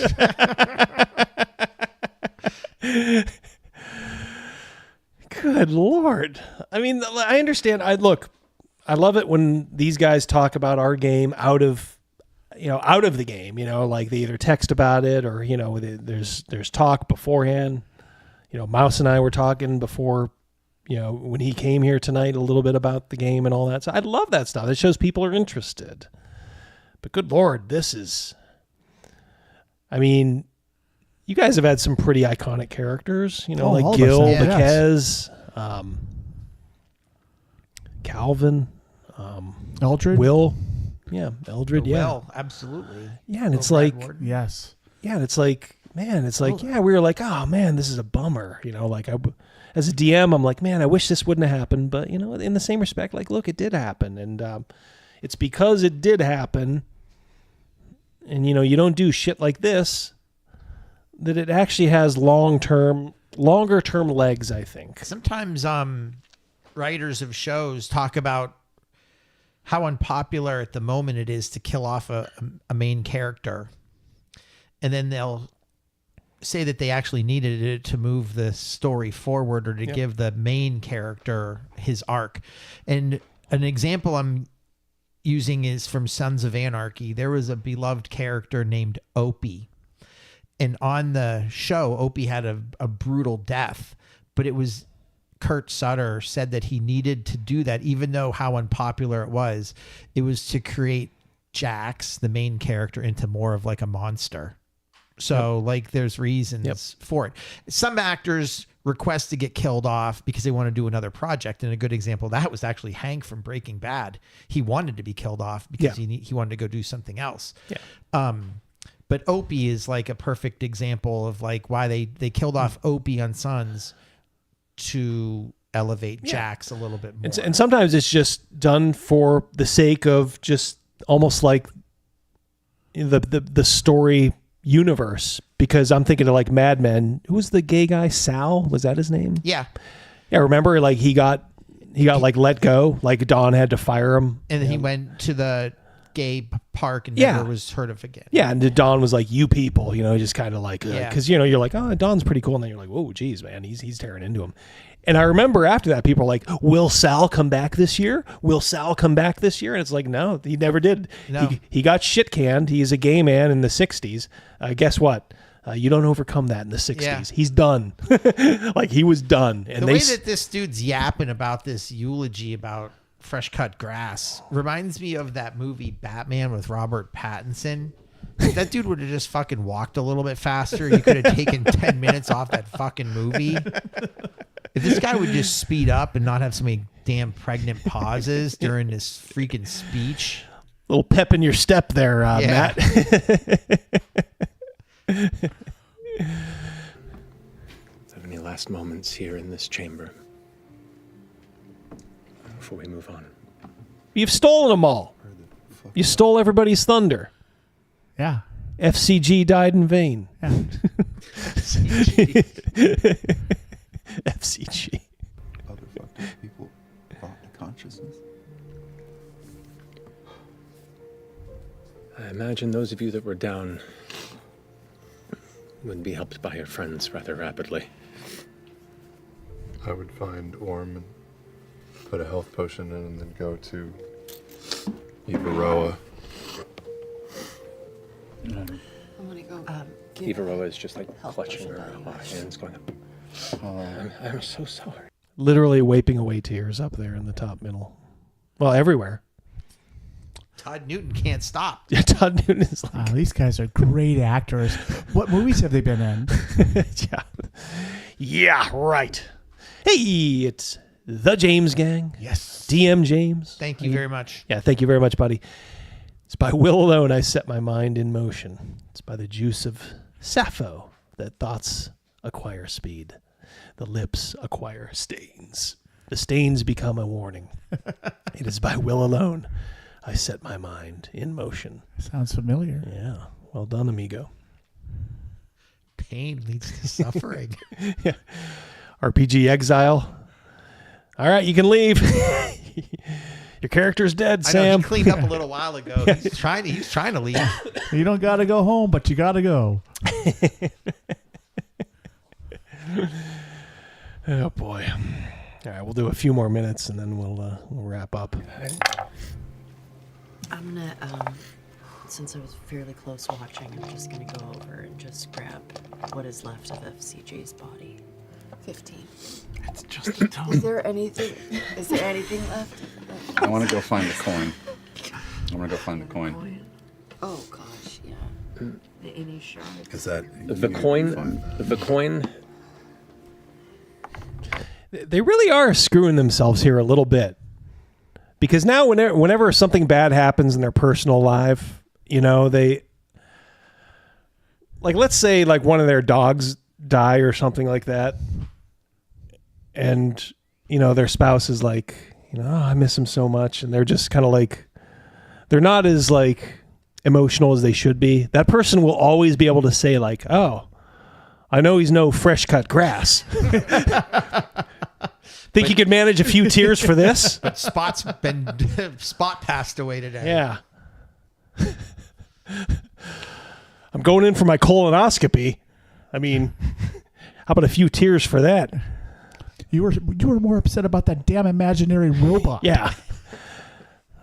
I know I'm no FCG, but... It's not hard to find because it seems to shine on its own when the light catches it. It's partially embedded in the stone in the direction of your exit, almost like a beacon guiding you to where you need to go. I don't use the hammer, I just crack it out. Yeah. And I gotta say, at some point, like my group, these guys, they would have given all due respect. Absolutely. Maybe in character, you know, they'd have said, like, you know, my character would probably be tearing up or something. Holy shit. All right, they're coming fast and furious now. Yeah, here you go. You got one right here. Yep. Let's clear the... Yep. Here, we'll get Howard first. For the 20 for the FCG fund. Thank you so much, my friend. Thank you. May his self-sacrifice actually get more airtime than Mercer's eulogy. Yeah, exactly. Howard, were you the one that tipped me off to this? I know I got an email from somebody, and I thought it might have been you. So if that was you, thank you so much, my friend. Thank you. You can thank Howard in more ways than one. Yep. And Chris Miller, how much copper was in his body? Yeah, exactly. It's like copper pipe. And that's what I was saying. It's like these guys, after a respectful amount of time, they'd have been like, so is there anything usable? Like let's go right. Let's go into the uncomfortable subject of is there anything that we can salvage from this situation? Why didn't that coin get busted up into 6 pieces and they could all have a little piece of their coin? Yeah. Exactly. Yeah, Diego says Marisha didn't age well. She's getting a little thick, I think. She was hot when she was with Bits. I don't know what Bits is. Now she looks like a bitter single woman in her 40s. Now she's actually a bitter married woman, but she's married to a man who cries as a DM. and wraps himself up in shawls and, cries about Palestine. So how much, let me ask you this. Let me put it to you like this. How much respect do you think she could actually have? She may be woke as hell. Pundit might be jetting. Okay. Yeah, guys, next week, Pundit and I are going to be on. Like I said, we'll see if maybe Chris can pop in a little too, because Chris is his publisher. Yep. So we will see you next week, buddy. Yep, we will talk about the great Baptism of Fire, guys. It looks really, really good. So I hope it's available by then. If not, we'll give you a little teaser. So I'm sure Pundit will not be afraid to tell me where I was wrong about Cynthia Williams, and I can take it. I can absolutely take it. So yeah. I still think it was Shirley from Laverne. yeah. But I'm just saying. All right, so that's, in case you don't know, Marisha Ray, bottom left, with the little rainbow thing. She is looking a little thick now. She's getting that angry woke woman look, and I've kind of noticed this. As an impartial observer, I've kind of noticed this. They kind of start taking on these kind of looks. They get a little thicker and a little meaner. So he's suffering from low T, and she's suffering from no D. That's right. Hey-o. She just needs some pink in her hair.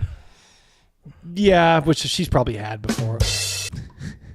Oh, you got that, didn't you? You did that. Yeah.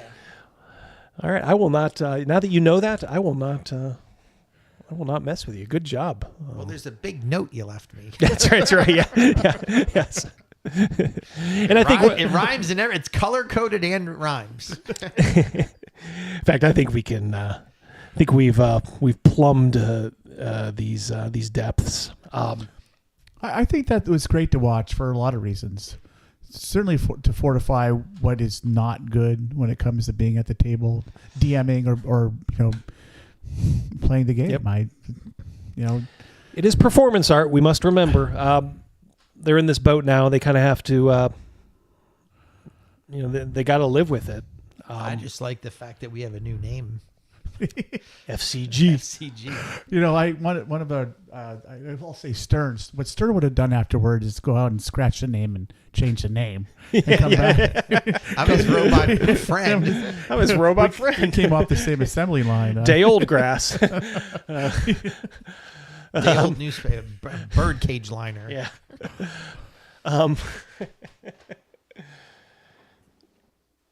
I don't know. It's, to me, hold on one second. Crotch adjustment. Sorry about that. Something Matt Chris, Mercer doesn't Chris have said to. he's got to go. Peace. Yeah, we'll see you next week. Hey, Chris, if you want to pop on next week, let me know. I'm sure, obviously, Pundit wouldn't mind if you want to pop in for just a few. Good night, I can Chris. send you the link. Thanks again, Chris, for everything you do. Yeah, Baptism of Fire coming out soon. We hope it'll be ready by next week. It's a great looking game. He says absolutely. Fantastic. Laura Bailey is certainly a looker, says Uriah. Yeah, Laura Bailey looked. Which one was she? The white hoodie and the bottom? Yeah, which I think she was in something. Was somebody saying she was in something? Was it Growing Pains or something? I don't know. She was like a bit part, I think, somewhere. But yeah, to me, that's just that's not how you DM a situation like that. I'm not going to say like, oh, Matt Mercer doesn't know what he's doing. If you're running one of these story style games, maybe this is the way you want to go. But even in a story game, what's her name? Laura Bailey. Laura Bailey. Yeah. Even in a story game, he went too far with that little speech afterward. And the giant pauses in between every, half sentence. That's a ham. He's hamming it up for the camera. Gosh. The only thing you should have said is like, guys, yeah, I bet you guys have a lot of thoughts on this. So I'll let you collect them. You guys are in this situation now and you are no longer under threat of attack. So you have a moment to do this kind of stuff. So you kind of wink, wink, like you guys can relax for a moment and pay homage to your fallen companion. You don't sit there and go, let's talk about heroic sacrifice, shall we? Because I don't think you guys know. So I'm going to tell you. Come on. I mean, that's terrible DMing. And it's like, I didn't see anybody calling him out for it. Everybody's just like, oh my God, shocking death. It's bad DMing. It's fucking bad DMing. And I'm not saying he's a bad DM overall or whatever. Look, I know he's, obviously he doesn't need my attaboys. She's in a lot of voice actor stuff. Yeah, they're all mostly voice actors. American Dad, Family Guy. Yeah. Like tons of stuff. Yeah, they're all. And that's probably why it caught on so much. Because they have the gift of gab, I guess. But I don't know. It's not the way we play.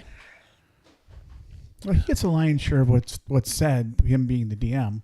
But you got like all these other voice actors who are the players. Let them say their shit. Exactly. It's like like I said, you're robbing them of the moment because you're a camera hog.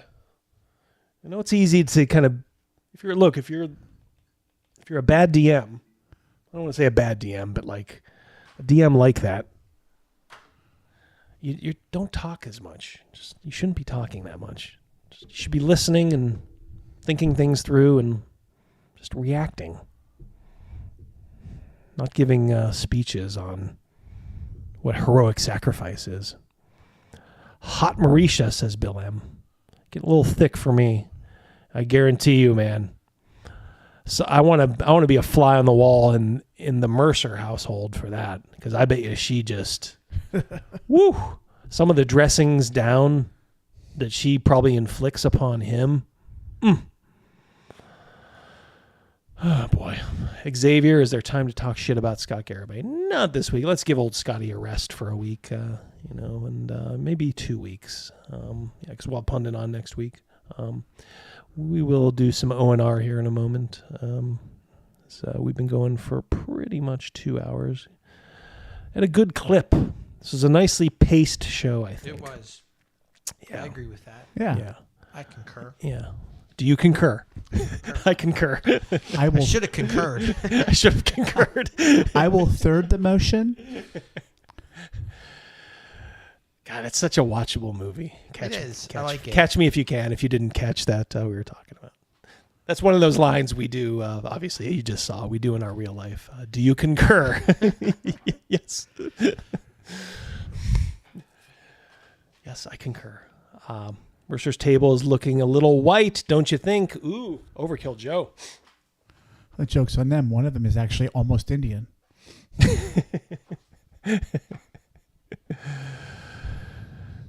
One of them's fresh cut grass. One of them's a robot. Was a robot. Yep. Obliterated. No, He made it very clear that like he was blown into like all these little pieces and dust flying all over and stuff like that. And someone was like, well, I'm going to go get them, this. There's nothing left. Yeah, he's incinerated. Yeah. And what's left of his body? Nothing. Yeah. To do what he did the nuclear option on himself. Creator Clash debacle with iDubbbz. I was kind of following that. Are we talking about Marisha Ray, Dr. Anak? That's some inside she baseball. was in a lot of voice acting stuff, but it was stuff I didn't recognize, so I wasn't. Yeah, we're talking like internet drama here. When we're talking like iDubbbz, who's like a kind of turned into a cuck. Yeah, this is kind of inside baseball, like YouTube drama. Yeah, Marisha was in Creator Clash too. Maybe I missed that. Cal says 6 videos in a row on Williams leaving Watsy. It's on his YouTube scroll. Watsy. Yeah, and I don't know. Right now, unless you have inside information about Cynthia Williams, what are you going to say? I still don't think they were completely, down on her. I think she probably sensed this was a good time to go. Maybe. She did, some of the stuff she asked, and now she's jetting before 5.5 or 6th edition or whatever they're going to call it, D&D 1, before it tanks out. Tanks, yeah. It could tank. It could be underwhelming.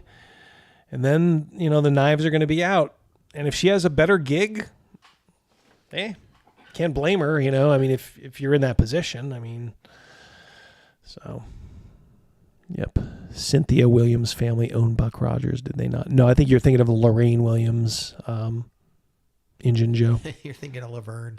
Yeah, Lorraine is the one that screwed up TSR. Yeah, Cynthia is the one that kind of screwed up D&D at although you can't really blame her for everything. I mean, they were going that direction before the last 2 years. So Chris Cox, the aptly named Chris Cox, probably had something to do with that too. Yeah, Cal's on that. Thank you, Cal, for Mucho gracias. Doing what you always do. Always being there, Doc. Thank you for always being there. That's a good movie too. Oh God, yeah, yeah. Another one. That's probably in every guy's, Stop repertoire. what you're doing. Just put it on and watch it. Oh, Tombstone's on. Yep. I still want to know who, because Wyatt Earp was filming at the exact same time, and maybe close enough to where they could visit. Like Kurt Russell said, he and some of the other members went over to talk to the Wyatt Earp cast, which was like Kevin Costner, Dennis, what's his name? Dennis Quaid. Dennis Quaid, a bunch of others too. And Kurt Russell said, Kurt Russell was, I couldn't imagine Kurt Russell being, a douchebag at any point. But he was just kind of saying yeah, good luck. I think we'll all do well, and Kurt Russell said somebody on that cast, and he went out of his way to say it was not Kevin Costner, but somebody made a comment yeah, we're gonna clean your clock or something, like that, maybe jokingly, or maybe not in those words, but in so many words. Mm-hmm. And then Kurt Russell said, so he said, all right, and Kurt Russell's kind of you want to play that way, MFer? I'm going to make the best movie, I can now. And what's weird is Tombstone's in rotation on the channels, Mm-hmm. I never see Wyatt Earp on. Yeah, it hasn't stood the test of time. No. Even though, people did say, Dana Delaney's really pretty in that movie too. I've always liked her. Tombstone, Yeah. Yeah. And I like Kurt Russell in Overboard. Now that movie is hilarious. Big Bad Billy Pratt. Billy Pratt, yeah. Yeah, Dennis Quaid got a lot of attaboys for his performance. I hope it wasn't him who pissed off Kurt Russell. Well, whoever did, I mean, they made a good movie because of it, so I guess we should thank them. Bill M's hitting you up. Link to BITS video of Marisha. Timestamp 3:23. That's when he said he was looking good. Remember? She was looking good at that. Oh. What is BITS video? He's telling you. He mentioned it earlier. It's an acronym for something, but you said that girl was good looking before she started getting a little thick. Oh, yeah, Marisha Ray. Just that's the video. Tell me one more time, Bill, or somebody else. What does BITS stand for? So I know what I'm. Me and Cal are on the same page. Overboard was great. Overboard, yeah, that's one that Mouse talks about. Bot in the Sun. Bot in the Sun. Okay, all right. Thank you. Yeah, I will definitely check that out. And thank you, Bill, for the super chat. Thank you, Cal. Yeah, no, I've seen pictures. Yeah, thank you. More importantly, thank you, Cal. Whatever, Bill. Yeah, whatever, Bill. Yeah, I mean, no, Marisha Ray was very good looking for a while, and who else this is happening to? Very similar in the comics industry is Heather Antos, the Milkshake One, as we call her, who took the picture with all the other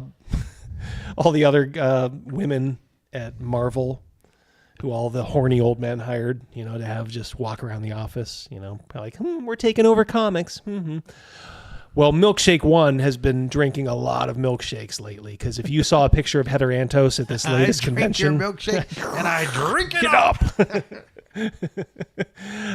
Yeah, she has. Nobody has been drinking her milkshake. Heather Antos has been drinking her own for a while. She's the one with the big straw. Yeah, she's drinking your milkshake too. Yeah. All right, so hold on. Can you guys talk for a second? I'll see if I can show this picture. I haven't seen that movie completely through. Which one? Which one? There Will Be Blood? Yes. Yeah. Yes. Oh, you should watch it. That's a good movie. You should watch it. It's pretty good.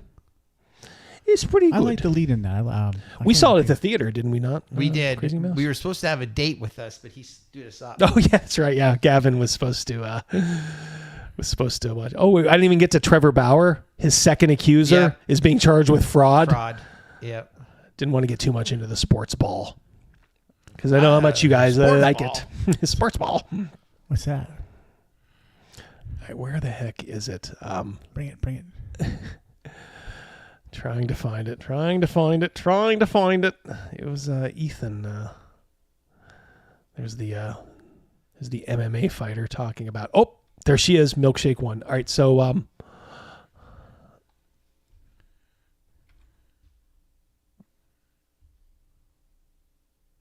oh man, see, it's going to be hard because you guys are going to be like, what's if you saw like a picture of her. All right, so hold on here. I got to go back to EFAP. Snake Oil Sean, $5. Thank you. Soldier, starring Kurt Russell, is Yes, it is. Yes, it is. Yeah.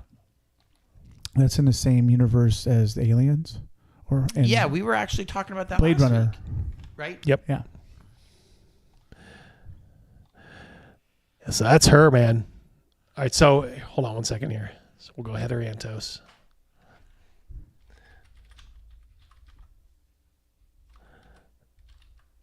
Milkshake. So there she is, Milkshake 1. Now that was 2015. That's what got Comicsgate started. You know, obviously you could decry her as being an SJW. Apparently she slept her way to whatever position she got into. All right, so that's not too half bad, you know, from the physical. You could never argue that, but woof, she getting a little thick in the, like right there. It's like 9 years later. Yeah, it is. It is.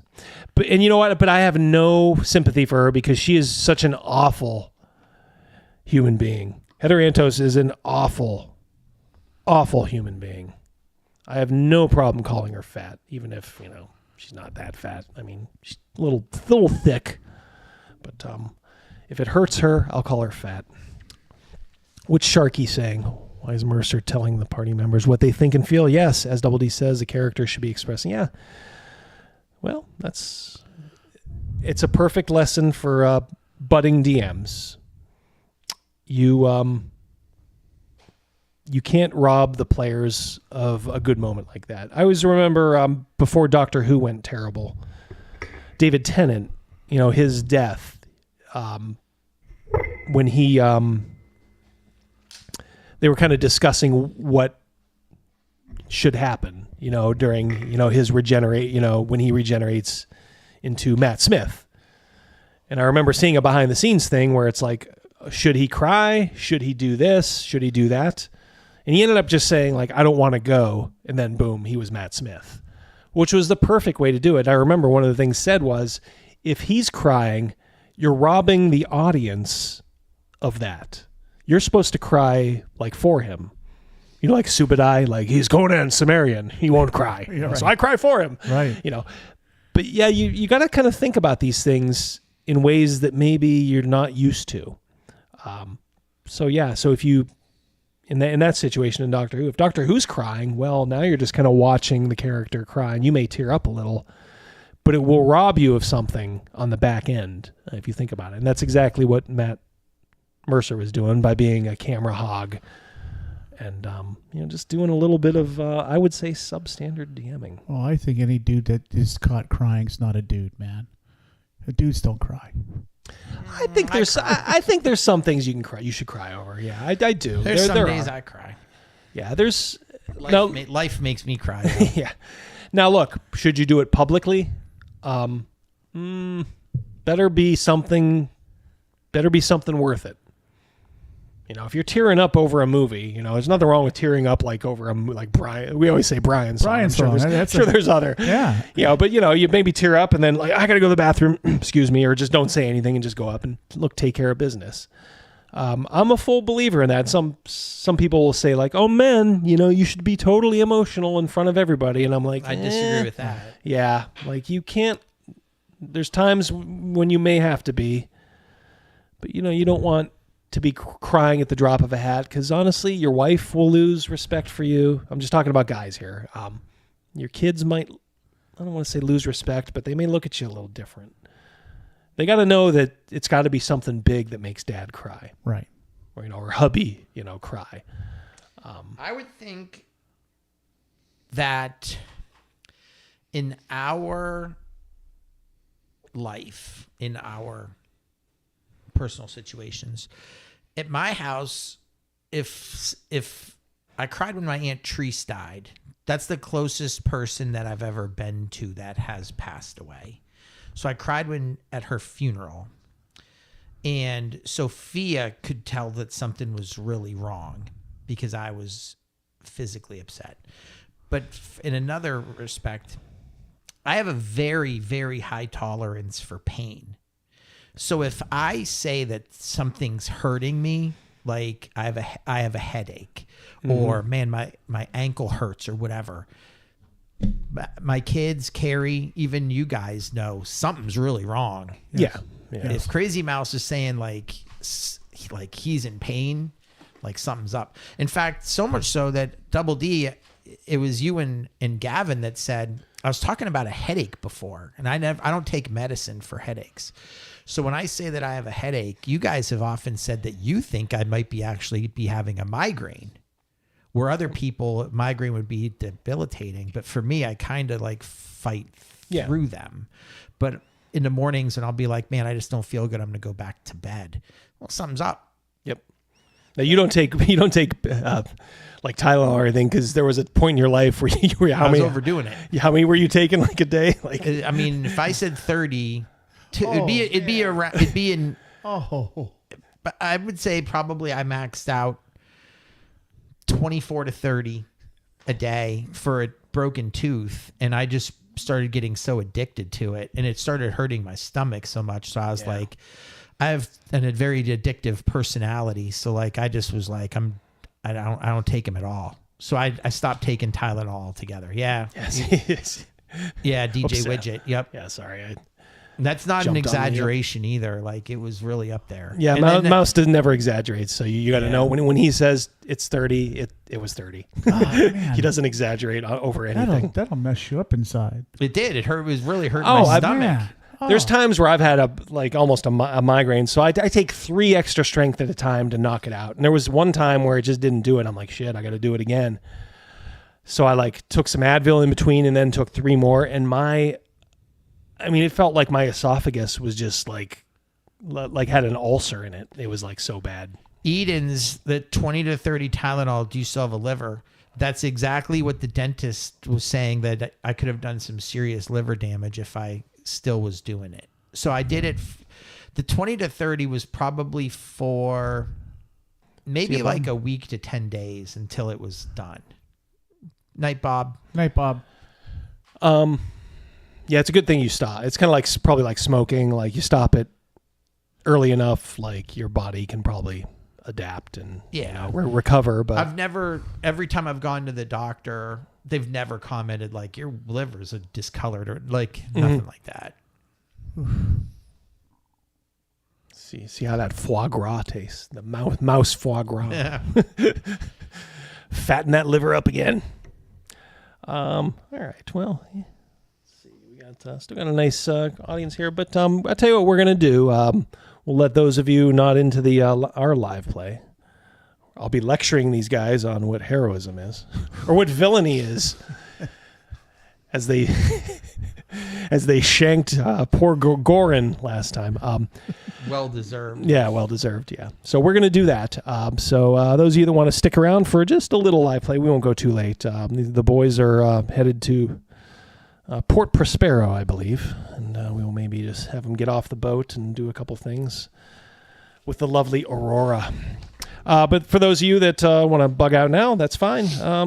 Go have a great rest of the night. We love you guys. Great showing tonight. I think over 150 again. I think it just kind of shows this. It's all sort of news dependent. Like I think Cynthia Williams, people just kind of want to hear people talk about what someone other said people that think. She was trending on their YouTube shorts. Yeah. Yeah. So it's sometimes us YouTubers are kind of beholden to that sort of thing. And like I said, I haven't done many WotC videos lately because honestly, there just hasn't been much to talk about, really. And I don't want to be one of those, I hate to say it, kind of like the quartering, just kind of hammering on the same issues all the time. When there's something new, I will bring it up. I cried in a football game when my ankle touched my knee on the same. Oh, nix it. It's not supposed to happen. Ouch. I was going to say I cried, even though I'm a Dolphin fan. When I grew up, my early life, I was a Cowboy fan. So I was crying after the catch, the Joe Montana catch, because I thought the Cowboys were... To Dwight Clark? Yeah, I thought the Cowboys were going back to the Super Bowl. I'm just like, what? No. I always remember, if there are any football fans here, we've probably driven away, but I don't remember I remember the catch, of course, but I always remember Dallas's first play after the catch. Like Danny White was like he became like, Dan Marino became what Danny White was, to me, like my favorite quarterback. Wasn't it a bomb he completed or a long pass? It was a post pattern to Drew Pearson, and Eric Hicks caught him by one finger. Yeah. I don't want to say like he'd have gone all the way, but he'd have got another 20 yards, and what people don't realize is they only needed a field goal. Yeah. And they had the ever-dependable Raphael Septien back then. So yeah, watch on YouTube the play after the catch, and you'll see it's a perfect post pattern. It's the most perfect pass you'll ever see in your life. And like Drew Pearson, like for a moment, I was watching that. I was like jumping up. I'm like, he's gone. I mean, they were still at the 50-yard line, so I'm like, oh, we got this. We got 3 timeouts.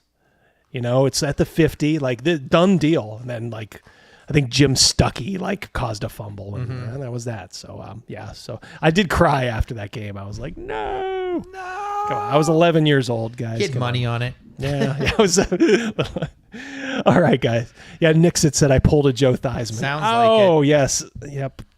Don't even want to think about that, buddy. I hope your wife is doing well too, Nixit. I've been odd times when I see you here, I do think of her too. So hope you guys are all doing well, as with the rest of you too. Thank you guys so much for a great outing tonight. Love hanging out with you guys. Next week, for those that are signing off, yep, we got Pundit and hopefully Chris Miller. Chris Miller said yes. Yeah, good. Yeah, so we'll bring those guys in. Pundit will be here for sure, and. Yeah, we'll talk about Baptism of Fire, which they've given me a copy of, a PDF copy of, and it looks really strong. Quite frankly, I was a little surprised. I mean, Pundit stuff is always well researched. And sometimes, just to kind of keep costs down, he has to use like public domain art. And there's nothing wrong with that, but you can kind of tell public domain art. It's okay. But I think they leaned into the AI art, and honestly, it looks good. I mean, regardless of how you feel, Snake it looks Oil pretty says good. the cover looks badass. It does, guys. It's medieval Poland with like supernatural like stuff. So we'll get into it next week. I'm going to refresh myself even more over this week, and we'll talk. All right, I'm going to take us over to auto enrolling. So those of you noping out, we'll see you next week. Those of you sticking around, well. Someone asked if we switched over to Dragonslayer. This would be episode 1 with Dragonslayer. Yeah, as you can tell there, I put a little put their character sheets, which I did last night. That looks like the city in Game of Thrones. Yeah, it's honestly in kind of an AI. What's the AI name of that kind of city? Where Cersei's? Oh, the King's Landing. I pictured it more as being one like Dorne? Across the sea. Yeah, maybe more like Dorne. More like Dorne. Dorne. I was thinking of. Remember when?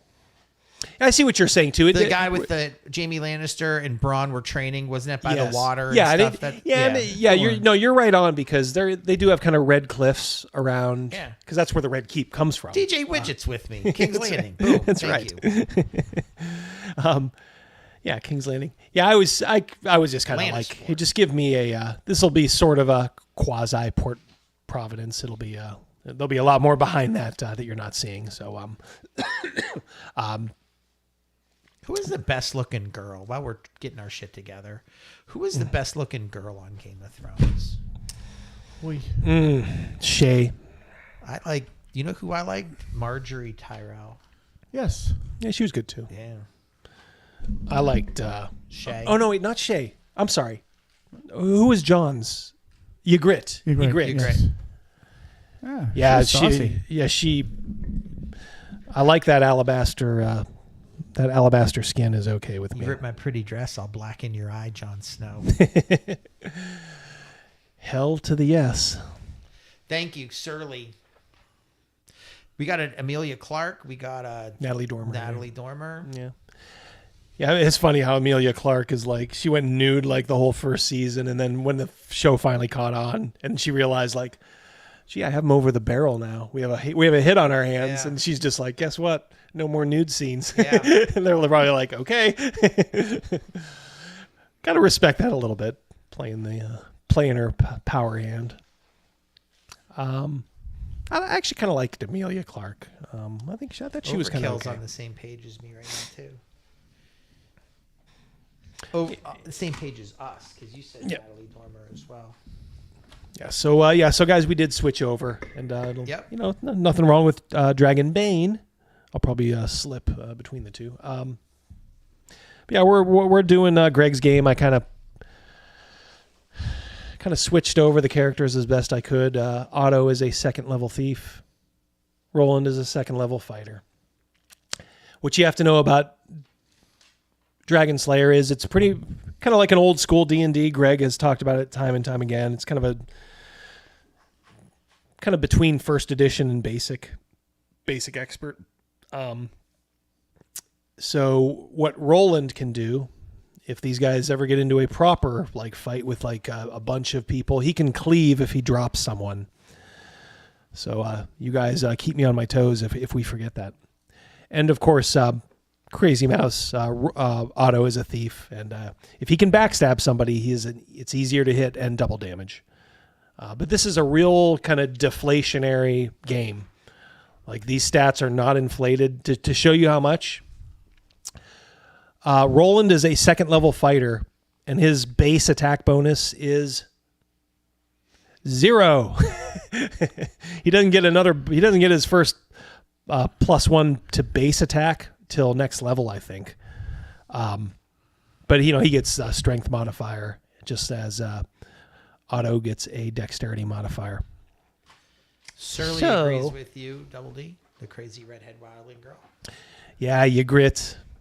She did that scene where she went all in the buff. Like I gotta say, I'd be lying if back then I didn't watch that scene maybe a couple extra times. For anybody, I got in trouble when I was a youngster in The Woman in Red when Kelly LeBrock was naked and she showed her little canary, and I watched it over and over again. I thought my dad was asleep. He was not. And I went to go rewatch it, probably without exaggerating, probably for the 5th time. I said, all right, we've seen it. Stop rewinding. Did you do like the like I did? What? You're awake? That's funny. Oh, there's the boys. Give me my boys.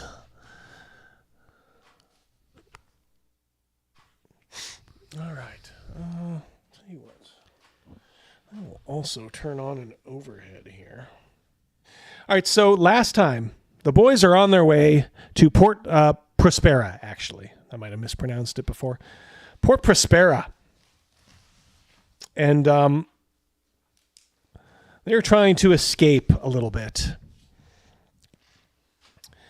Trying to escape because this guy's after him because Roland killed his son during a jailbreak, essentially. These guys were kind of caught for like a petty crime, but it kind of morphed into something. So they have been on the run for a long time. They finally got a little job, enough to earn their way across the sea. This is they went down to the port city of Civ, caught a ship, and on that ship was good old Aurora, Raquel Welch, but also Goran, someone who was in the jailbreak with them, who knows what they did and whose everybody's fate was in each other's hands. Like you guys could have screwed him over. He could have screwed you over. So who knows what he was thinking, but he thought like, well, maybe I'll at least on the face of it, attach my wagon to their star. I sense down the road a lot of blackmailing from him. He was working on an angle. Well, you don't have to worry about that angle anymore. No, because if you missed last week's episode, they tried to get him once, didn't quite go as they wanted it to, just because of happenstance. I wanted to do it Nighthawk style. Nighthawk style. Washing dishes, and then he turns around, and Meat says that he looks like Scott Evil from. Yeah, he does. Yep, absolutely. Austin Powers. Austin Powers. Yeah, Seth Green. Mm-hmm. Yeah, so Mouse Otto just kind of went downstairs and just shanked him like pretty much a sneak attack, and just buried his dagger inside of him, and it made an awful mess. And then they were able to dispose of the body Weekend at Bernie's style. A little too much to drink, and then, whoa, my God, he fell off the boat. Oh my God. So I don't know if maybe everybody bought it, but nobody seemed to care, especially the captain of the ship. He was just kind of like, well, look, don't let this affect my don't let this affect my rating, okay? Just keep it quiet, and kind of sensing that maybe this Goran didn't really have a lot of family around. Send me that positive review on Yelp. Yes. Yeah. Please do so. All right. So I forgot to get my dice. Can you guys talk for one moment? Yeah. Like 10 seconds? I think it was a well-deserved death by that guy. I sensed just a ton of trouble down the road. Absolutely.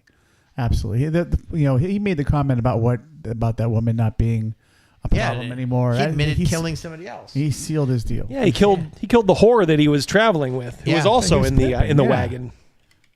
And not that we ever had anything good or bad against her. She didn't recognize this, and if she did, she never ratted us out. Yeah. And we did the same at that bar. Yeah. When you were in the village under whatchamacallit? Yeah, we under never Elpa. ratted her out either. Yeah. We can call him Chum. Well, we can call him Chum now too. All right, so see, these guys are on a boat. Guess Goran is he's dead. Thankfully, Aurora and her mom, Isabella, still alive. And I think you guys had said like, "Ooh, yeah," you'd kind of poison the waters for Aurora. In regards to Goran, like, "Ooh, that guy was a real creep." Did you know that? Yeah. He stole some of your clothes. Oh, yeah, that was perfect. Dressed like you. Like to wear your stuff. That was perfect.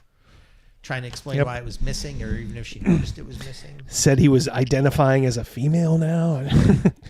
Don't know what was up with that. So Aurora and her mom Isabella are on the boat. Another passenger too, Akeem, I believe. Yes, is his name. Kind of a darker, swarthier guy. And you're all headed to Port Prospero, and you've been, it's been weeks and weeks at sea. And why don't we just say that the mood lightens after Goran dies, and you guys just have a very easy trip, and you finally arrive that day at Port Prospero. Now, over the course, we'll just say, you've been growing a little closer to Aurora. I'm just going to say, unless you want to make a move, let me know. But she's very, I will say she's very friendly, at times flirtatious to the both of you. It's almost like she's one of these girls that can't turn it off. You know what I mean? Mm-hmm. I'm sure we all know those kind of girls. I miss those girls. I do too. Yeah, it's a dying breed. Zoe, we're talking to you. Yeah. Now they all do OnlyFans. And they're stuck up. Exactly. Yeah. There's just no. But yeah, there was once a time where girls were just flirts, and they weren't even. They didn't even have necessarily a high body count, but they made you think they did. Zoe, this is right up your alley. I hope Zoe's doing well. Yeah, as do I. So, what do you guys? What's the plan? As we'll say, you have the shoreline of this southern continent, which you were barely aware of. You had maybe heard stories of it, when you were kids. You are now here This is like going to like, you know, Dubai or something, you know, and it's like just across the world. And I did take the opportunity to talk to Kareem as part of my way to keep him. Akeem. I talked to him about the city and his land and stuff like that. So I'd have a little bit of knowledge, you know, a little bit of like, hey, well, he did say this, by the way. Yeah. He did say that. Good point. You know, and he would have just kind of told you, as far as Port Prospero goes, it is a kind of a hodgepodge. It's a huge city, okay, where you can pretty much get anything. Oh. I mean, it's just a sprawling like city. It's hot, you know. He tells you, be prepared. You know, it gets hot there. You know, and you guys are kind of used to this northern climate. Remember, there were those mountains up. 1 second. Like, see those mountains up north there. You know, I mean, those brought the cold, as it were. So you're used to a much more of a northern climate. Double D, can you go back to that other map real quick? This one? Yeah, where are we? To the left of Civ? No, you are like below Civ, like a long, long ways. Okay. Yeah, like when I say you're weeks at sea, like you are below, so even farther south, not to the west. South, yeah, okay, for sure, yeah. Yep. So you're at like I said, just picture, you know, this would be kind of around, you know, like Canada, you know, like Toronto. You're going down to like Brazil. Okay. You know, if you want something to approximating it. I think we're clear of Christopher Lee. I agree. In fact, I'm going to just put him out of my mind. He doesn't exist anymore. He'll always exist, but not in your minds if you don't want him to. Yep. If do you want to stay in this land for a while? Do you want to travel somewhere else? I don't know. Can we go back to using our own names? Absolutely. Their reach can't reach as far. And also, hey, there was a guy named Roland. Really? There's only one in the world, huh? Right. I'm not going to wear a T-shirt saying, "Yeah, I murdered his son." I think Double D. I think we might just hang out in this city for a while. Look for adventure here or opportunities here. Oh, all right. Where is Aurora and her mom's? What are they doing? Where are they staying? Have we got to know their business a little bit? What are they doing on this? What is their reason for? All right. Well, if you want to ask, Aurora. I'm sure would have come up in these couple weeks. The thing is, maybe you bring it up, but she's a little evasive. The mom or the daughter? Aurora? Both. Okay. Both. Well, all right. They just say that we can read that situation. How about the next question would be, and we leave it alone. Is your plan still to stay here then? All's Aurora says, "Oh, I'll be around for a little while." All right. And she's like, I don't like to let the fresh cut grass grow under my feet. Our plan is to stay here for a little while as well. She's like, "Oh, good." She's like, I seem to have friends in a lot of different ports, and I now count you amongst them. Yes. She she bats her eyelashes at you, but you're like, is this part of the act? Right. You're almost of a mind at times like, could I just talk to the real you? Man, I know she's played by Raquel Welch, but you are describing Zoe. I know. A T. Yeah, she'd be pretty fetching for a couple of young bucks. But I guess that's up for you guys. But let's just say all the crewmen on the ship, they can't take their eyes off of her, and she'll occasionally tease them, with like a low cut, gown or something like that, or something a little more sheer than usual. Now that you're getting into southern climes, what this old thing? Oh, this with that bandana in her hair, all sexily put it in there. Yeah. Yep. Exactly. All right. So, like I said, the day comes. Say, for the sake of argument, it's late morning. Did you just read the one I read? Okay. Yeah. Are you talking about meats? Yes. Yeah. That would suck. Aha! No! I knew there was only one Roland and Otto in this world. How far would he let it go, though? I just touched Mr. Wee Wee. So yeah, ship is pulling into a very, very active harbor. You get a sense of this. We'll say this is part of the just part of the harbor facing. But this kind of just gives you like a general idea of, the kind of climate you're in, the kind of world you're in now, which is totally alien to you. You're looking at these trees, and you're like, you don't want to appear maybe like bumpkins, but you're like, what are those trees there? Yeah, those weird things. What are those? Cocoa nuts and bananas. All the leaves are on top. It's got no branches. Yeah. So he docks the ship, and at that, the captain says, "Hey, welcome to Port Prospero. It's been great having you. If you could, please don't mention that poor, unfortunate man who fell off the boat." Who? Yeah, exactly. He nods in approval, and he says, "If we can ever be of service, I make a regular run between, the north from Fagland, down to the free cities. So perhaps we will see you later on." So with that, Isabella's getting her bags and her mom. They're already fetching like someone on the docks to act as a porter.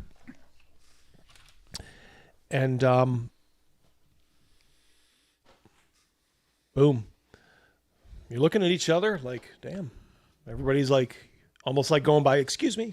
They got, things to do. Everybody's going off. Some people are actually coming onto the boat, for whatever, maybe like the harbor workers and stuff like that. Oh, you ready? I am. All right, let's do this.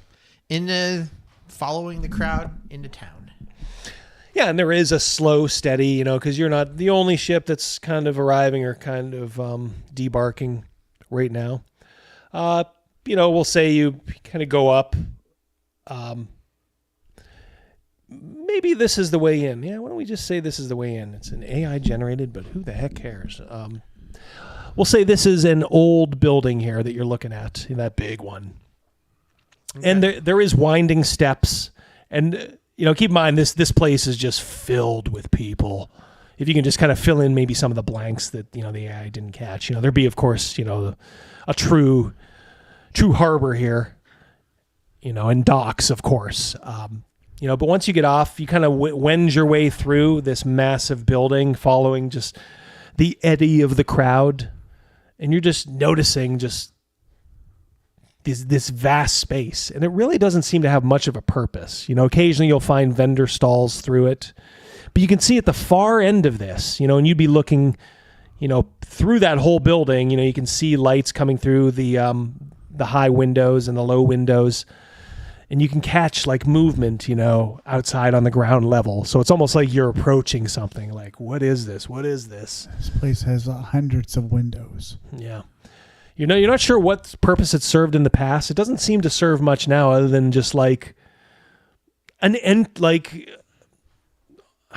want to say like an Ellis Island maybe, but right. I mean, there is a lot of people here running to and fro, and there is like food, like you see like coconuts for the first time. Yeah, I said coconuts and bananas. Yeah, they're like from food vendors, and they're yelling at you like, "Hey, come on, you never had anything like this before." Clams, cockles, and whatever she said. Mussels. Yeah, so it's probably just culture shock a little bit. But if you're prepared just to kind of go with the flow, the main crowd just seems to be going straight through. Yeah. All right. It's a lot to take in. Yeah. So it's like, like I said, even though there's light's filtering through here, it's kind of dark, darker, I should say. Certainly enough light to do business by. But as you get closer, you're starting to see like a huge exit. And you can just see a sea of people on the other side. And, maybe you're kind of looking at each other like, We've never seen anything like this. Not at this scale. No, not at this scale. No, it's when you get closer, your hearts are kind of thumping. Maybe like the first time you go to Disneyland or something, something like that. Vegas, yeah, Vegas. Vegas was wowing. Yep. Yeah, you're getting that elated feeling, like maybe you were a little like lackadaisical from all that time on the boat, and you step out into the bright, hot sunshine. Let me just say that it is very hot here. It's probably 80 degrees and humid. So think like Miami, like that kind of heat. And you are sweating through your britches, but it's like a sea of people and buildings. It's mostly made out of that kind of stone. Mm-hmm. Okay. Not much wood here, maybe, here and there. You don't see a lot of wood being used other than like maybe in carts and stuff like that. But the buildings themselves are mostly stone. First president that I really remembered would be the only one I would want to remember. Oh, yeah. He's referencing Ronald Reagan tearing up at Normandy. Yeah.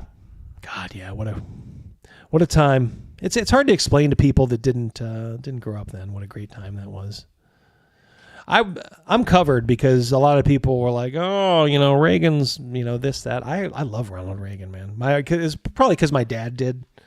My dad was a huge Reagan guy. And I remember him calling my grandfather, who was in the hospital. He was dying of prostate cancer. And they were talking about the 84 election.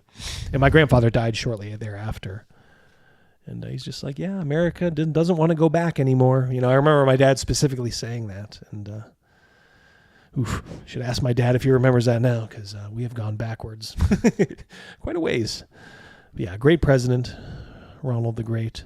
All right, so back to the story. You guys step out into just a sea of humanity. Just picture kind of like a quasi Middle Eastern culture, but you're seeing people with some darker skin, but you're also seeing people with light skin. Seems very cosmopolitan here. I guess if you had to size it up, probably obviously the darker skin folks are, more native and more plentiful, but you're not by yourself by any stretch here as far as being. Do you want to try to get some lodging? Yeah. Somewhere to stay.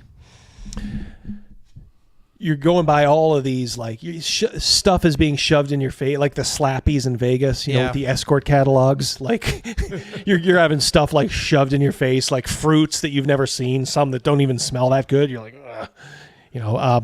but just all kinds of shit for sale. And, people just kind of hanging out, like drinking in the midday, like bottles of wine being passed. And, you're already like catching, or, maybe they're catching your eye or you're catching their eye of these women. Very loose clothing, very much of the climate that you're in. So you're sort of like I said, you're sweating. Exotic. Yeah, we're not properly attired. Let's Double D. We're gonna definitely try to find somewhere where we can check in and stay and change our attire and become more native. Yeah. So as you're kind of looking now straight ahead and maybe a little bit beyond into the horizon, what you see is just a bunch of buildings on your level, usually like maybe 1-2 story ones, occasionally a bigger one. It's hard to tell. You're kind of used to like the standard inns back home. You kind of, just by look, you can't tell what those are, but you can probably tell by the people around them. So it's, you'll have no problem finding anything like that. But above and beyond that, you see kind of like on raised ground as you're staring at it, kind of raised ground to the right are a bunch of very beautiful towers, mostly towers, and occasionally like squat buildings with domes. Very nice. And then that's kind of as you're staring out, as you walked out that door, you stared up and to the right, and then like up and to the left are more buildings kind of like the one you came in. Okay, like large ones. Massive, voluminous. Yeah. And occasionally you do see soldiers, they're wrapped. They're not heavily armored. They do have spears. They do have helmets. And they do have a small, like almost like plate almost like over their heart, strapped. But it seems mostly ceremonial, and they really don't pay anybody any mind. They're just looking for troublemakers, it would appear. So yes, what is the plan, boys? Find some lodging. A la snack bar. Drop off our belongings. Shop for some proper attire. Mm-hmm.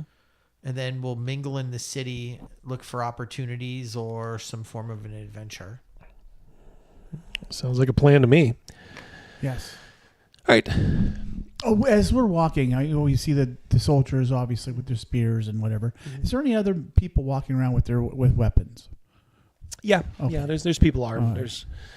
There's no weapon control law or anything. You don't have to have your stuff peace bonded or anything. All right, good. Apparently, it's just the honor system. It's called a free city, I guess, and it's called a free city for some reason. I'm digging this. Yeah. Yeah, you hear a hodgepodge of languages. Some you don't have any idea, but you do occasionally hear the common tongue from the north.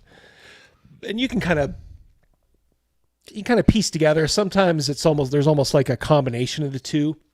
So you can kind of piece together what a lot of people are saying. Like Spanglish? Exactly. It's like Spanglish, yeah. Like a little 12-year-old kid comes up to you, like tall and skinny, and he says, "Masters from the north, right? I can tell by your skin tone." Yes. He speaks pretty good, a pretty good tongue. He's like, "I'd be willing to guide you, around if you would so desire my services." Yes. As I look over, Otto gives a nod. Yeah. Yes. Very, very good, master. As he kind of holds out his hand. It would be only for the cost of 5 silver pennies. Sounds fair. Yes. He says, "All right." He says, "Well, welcome to Port Prospero. This has been my home, for my whole life. What a great city, huh? I want to get up to your parts of the world at some point. I hear it's cold and they have this thing called snow." Yes. What is snow? What is this? What is this snow? We'll instruct him to take us somewhere where we can check in for some lodging for an extended period of time. Oh, I know just the perfect place. He kind of smiles. So he immediately makes a beeline for it. I find this a little overwhelming. You're passing definitely. There's some streetwalkers there, and they're like, "Where you staying at, honey?" And kind of like an accent, but you can hear it. You understand it. Yes. And he says, "Oh, don't worry about them. Much better where I take you. Much better." So he's leading you through, and consider like where you were was kind of like just like an open plaza, just like a stone open area with like some palm trees. One thing you do notice is there is trees that do grow throughout this whole city. So it's not completely like devoid of life. There's palm trees a lot of places. But there was just that massive open plaza that you walked out into. So now he's taking you into some of the streets proper. And, of course, the crowd has died down a little bit. It's still pretty crowded because it's daytime. Just people going about doing their thing. You're seeing all kinds of business, except for, you haven't seen like a lot of wood around here, that sort of thing. But you're seeing like a lot of carpets for sale.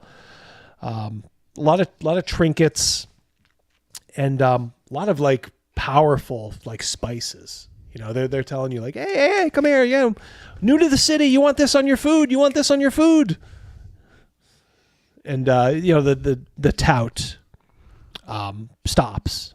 He introduces himself as Geffroy, by the way. The boy? The boy, yeah, Geffroy, Gefroi. We'll call him Geffroy. Cal says, you both wake up in an ice bath. Yep. Already done it. Can't do it again. Damn. Yeah, I mean, there's this huge like spice vendor. And he's like, oh, from the north, you got to try this. You know, he puts like 2 in front of you. And the boy seems to be like willing to like stop if you want. But he's showing you this like white, white spice. And, politely say, perhaps when we have some food, or... Oh, yes, this is what it's for. I'll wrap it up for you. No, yes. when we come back, perhaps. Thank you.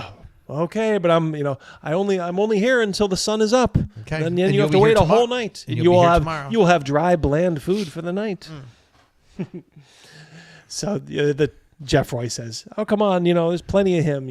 There's ones that are even open into the night market." I'll ask him as we're following him. You know our tongue so very well. Oh, I've caught on. Yeah, it was easy for me. I know 3 different languages. Nice. Yep. He shows off by showing you a little bit of probably the native tongue and then something else. And he says I've also picked up the language of Astraeus. That's one of the other free cities, he says. I know them all, by the way. There's Port Prospero, there's Astraeus, there's Frostfall. That's way on the southern tip. Nobody goes there, really. Embercrest and Stormhold. Stormhold? Yeah. That's around the west end. Sounds ominous. I hear it rains a lot there. That's all he says. He says, truth be told, I haven't traveled very far. But when I'm saving up my money, I'm going to do it. I'm going to do it. I'm going to travel like you someday. Oh, there's so much to see. He stops abruptly at a stone building, 2 stories. It looks a lot like every other stone building. It's got windows up there. The windows do have like shutters, but there's no like glass or anything in these. So it's open. It's open, yeah. But there is shutters that you can use. It would appear to get some privacy. And he says, this is probably the best place for you. You'll probably find some of your fellow countrymen even in here. All there is there's just a sign carved above the doorway of like a bird.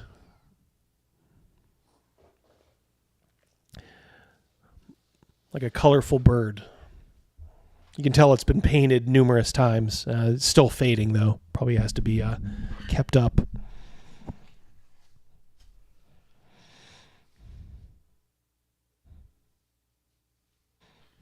Well, I'll make sure I take a mental note. Remember this bird. Mm-hmm. So you're looking at like a room with a bunch of tables. And there's not everybody is. There are some chairs here for sure. There is some wooden chairs, but there's also like a lot of people sitting at lower tables, just kind of like laying. Almost like lounging and, sort of like I don't want to say like a Middle Eastern style, right. But, something akin to that. So it's kind of, like I said, it's like a hodgepodge.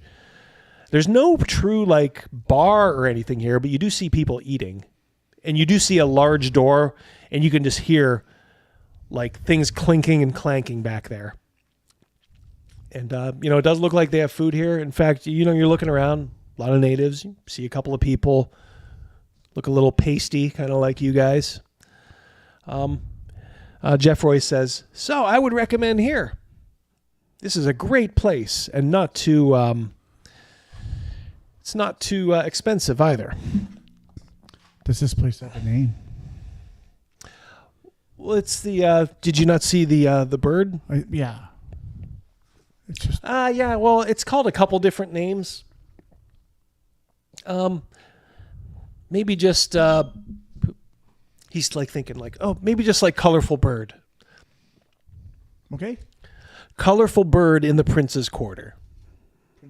Yeah. He says if you tell that to anybody, if you get lost or turned around, yeah, that's your. We don't want to get lost. I tell you what. How about tomorrow morning? You come back and see us, and there'll be 5 more silver for you.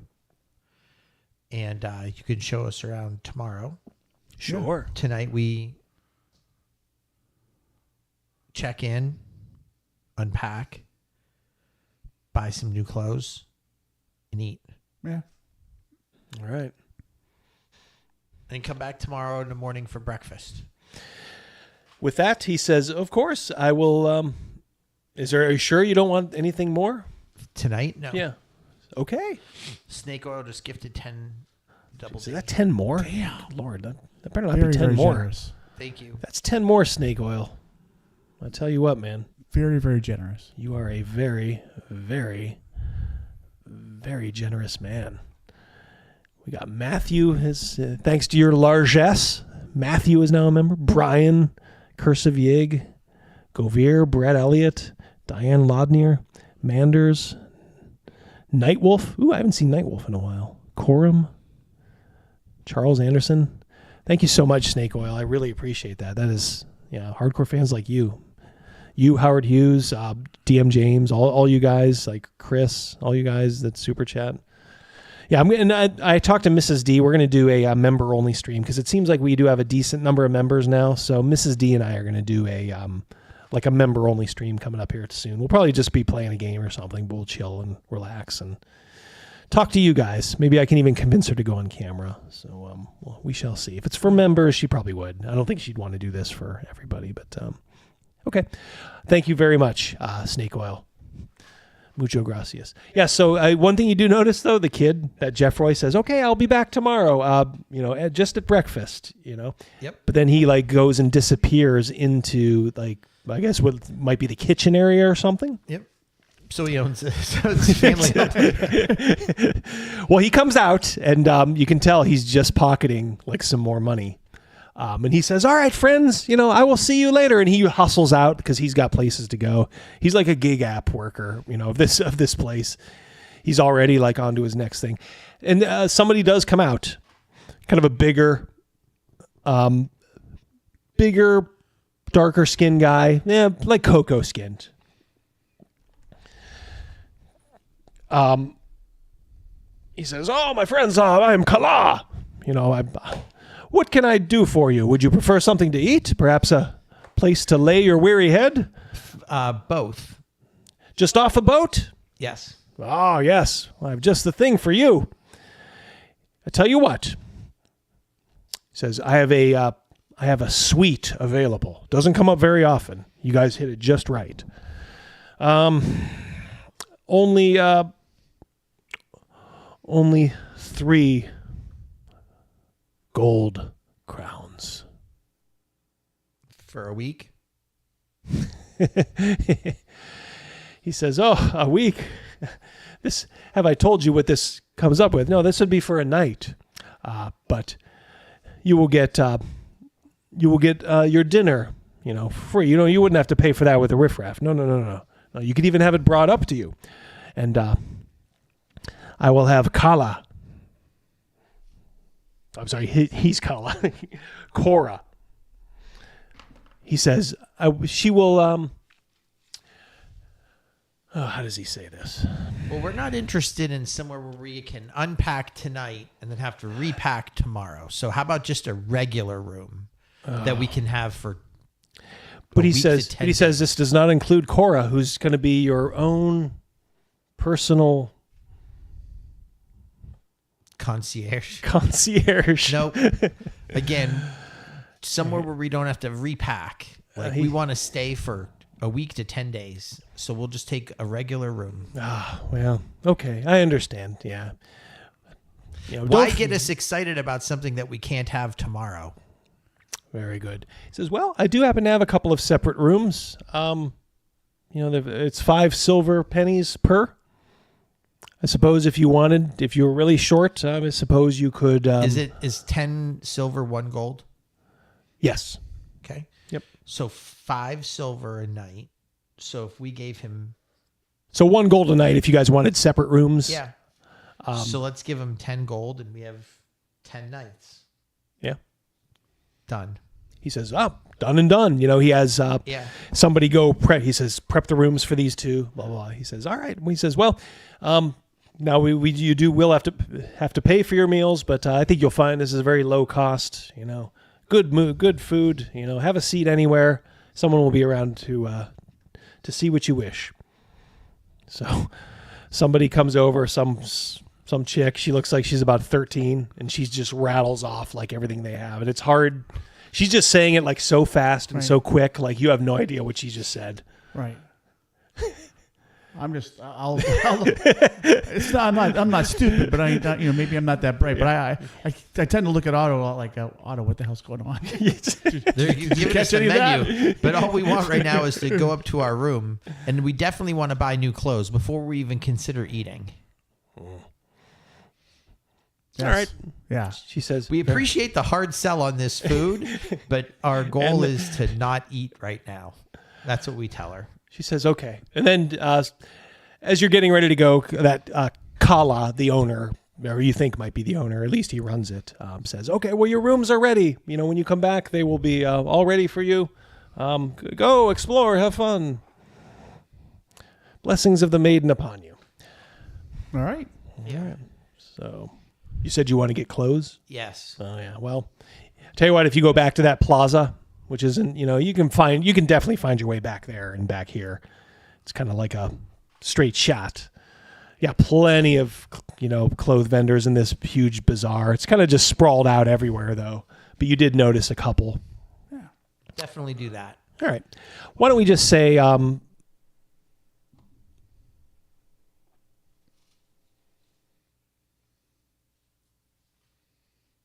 tell you what, like 4 silver for just a regular outfit, you know, just kind of maybe like unadorned, you know, maybe like a gold for like something that's really eye-catching. Well, I'll give and they also have dark clothing here too. I'll give a couple gold and I'll get 4 outfits, I guess.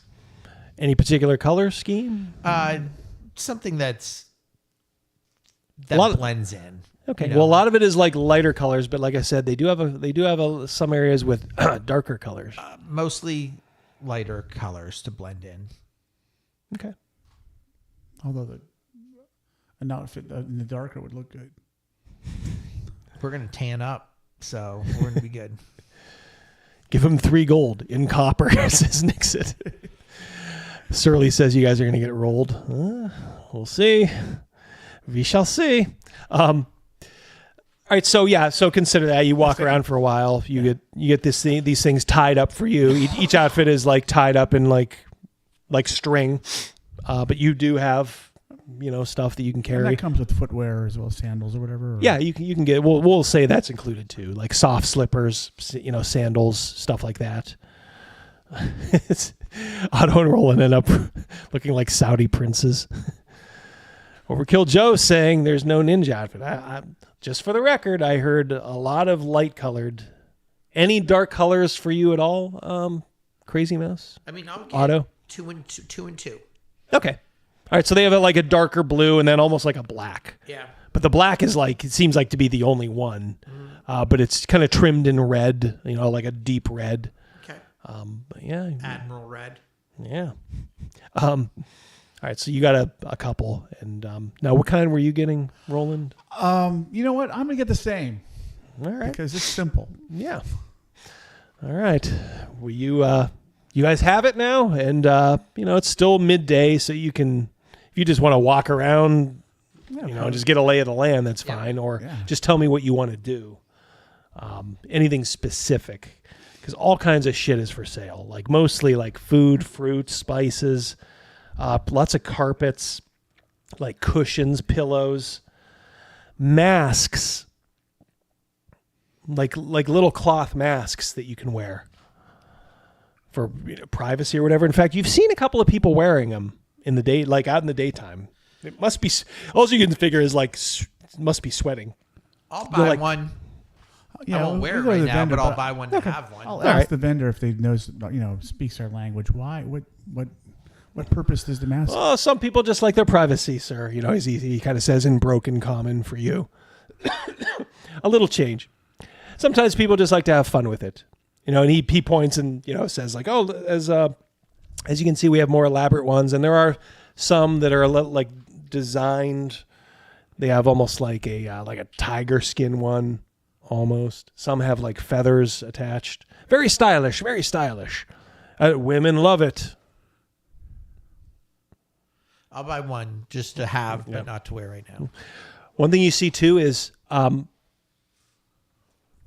you hear like, you can hear it all the way across this gigantic plaza, and it's like a bunch of squawking. Rah, rah, rah. It's this guy with like, if I say he has like 50 birds in like a gigantic aviary cage, like I'd be underselling it. I mean, the most colorful, you've never seen birds like this before. Just every color of the rainbow.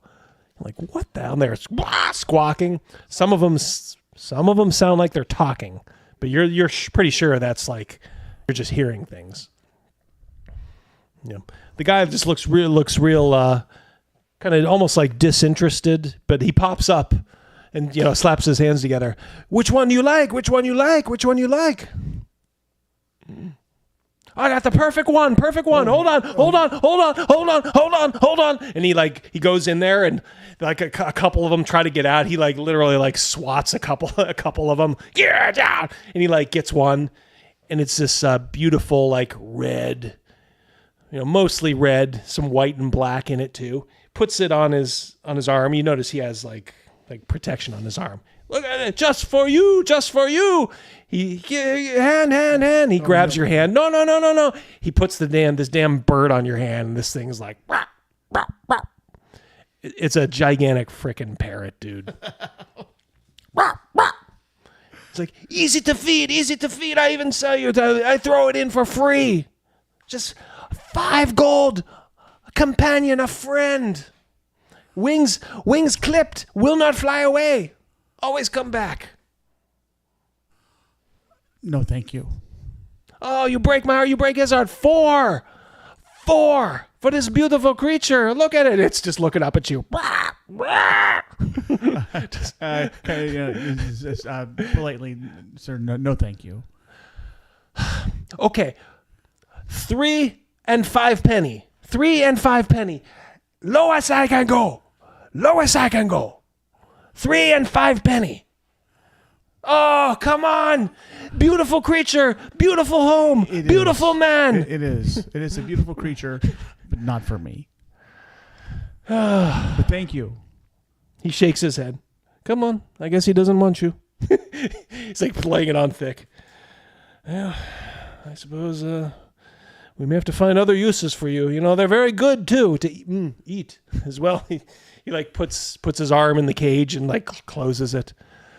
Oh, well, I will be here. I'm always here. If you change your mind, I give you that price. 4 gold. Thank you. Not that I'm interested, but you just told us 3 with 5 pennies. Oh, come on now. Okay. 3 5. Yes. Just for you. But you got to come back tomorrow at the latest. That offered no good after tomorrow. Then it goes right back up, and there's nothing I can do about that. You see a little kid come over and say, oh, can I see that one? The blue one. Of course. You know, he's already on to his next customers now. Yeah, I don't need a monkey. Howard says, what a bargain for 3 gold and a companion and a potential future meal. We don't know this, but our carriers don't know it, but the parrots live forever. Oh, they do, yeah. Yeah, that thing will be with you until you...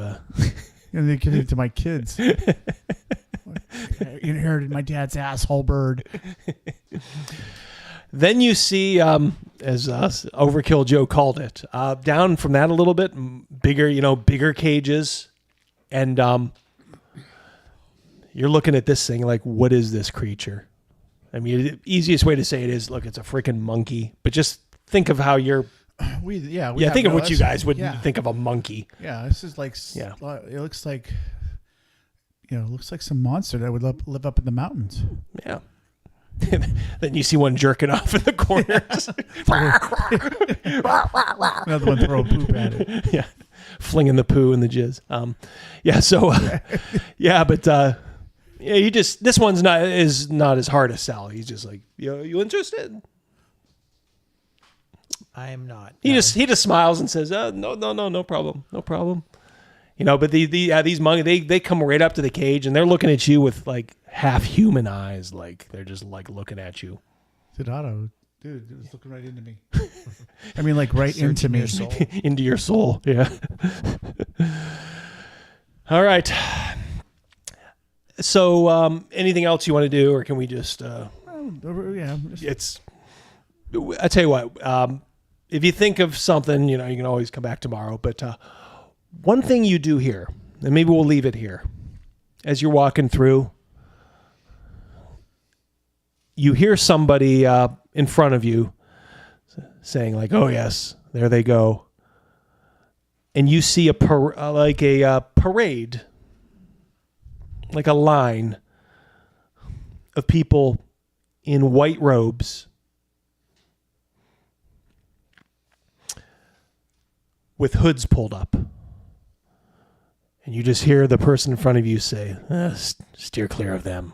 To the temple of Set they go. And you notice they're heading to where all those beautiful towers were and like domes. Kind of that direction. Okay. And now that you look at it, you're like, huh. Are there carved snakes on the side of that tower? Now that you can kind of see it a little clearer and, out of the haze of just being just newly arrived, it looks rather ominous. It's a line of like 10 people. It's hard to tell if they're men or women. What colored robes? White. White robes with their hoods up. Hoods up, yeah. Maybe with like a red sash or belt, cinching it. Yeah, a procession. They're not talking to anybody. And they head towards that area. So, we can leave it here, and then maybe if you want to do anything, this night, we'll pick up right at this very spot. I'm looking for a standard. Yes. They mentioned the god Set, which Greg has in his book too, by the way. All right. Well, thanks for sticking in to obviously mentioned at the very beginning of the live stream tonight, the very beginning, that someone was requesting that you lead off with Holy Diver. Yeah, I could do that. You guys want to see it? Maybe I'll play it. I'll do it in the outro tonight. You guys can see it in the outro. Those of you, be a gift for those of you that stick around. Yeah, Howard Hughes. Is this your robe? A priest's robe? I love that scene. That's all I have. That's one that I can watch anytime. That's all you'll ever need. Crazymouse has never seen Destroyer. We got to watch Destroyer together. Yeah. Yeah, we got to watch Destroyer. Okay. All right. Very good. Yes. Good job.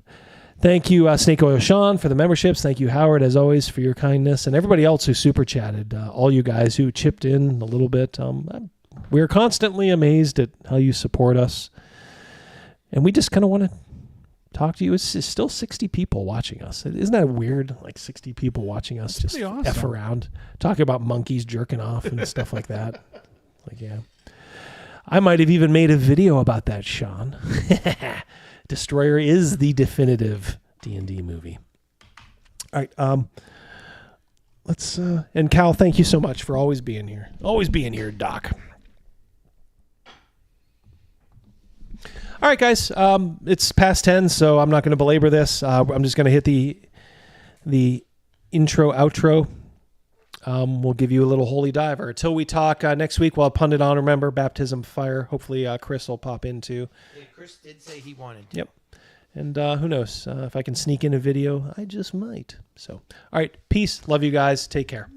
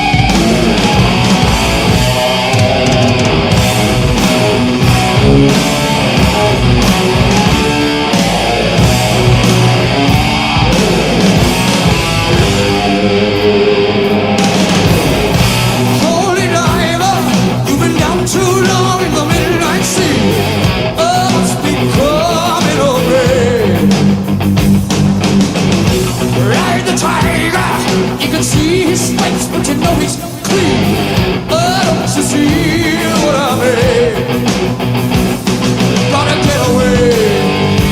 Holy diamond. Yeah. Got shiny diamonds like the eyes of a cat in the black and blue. Something is coming for you.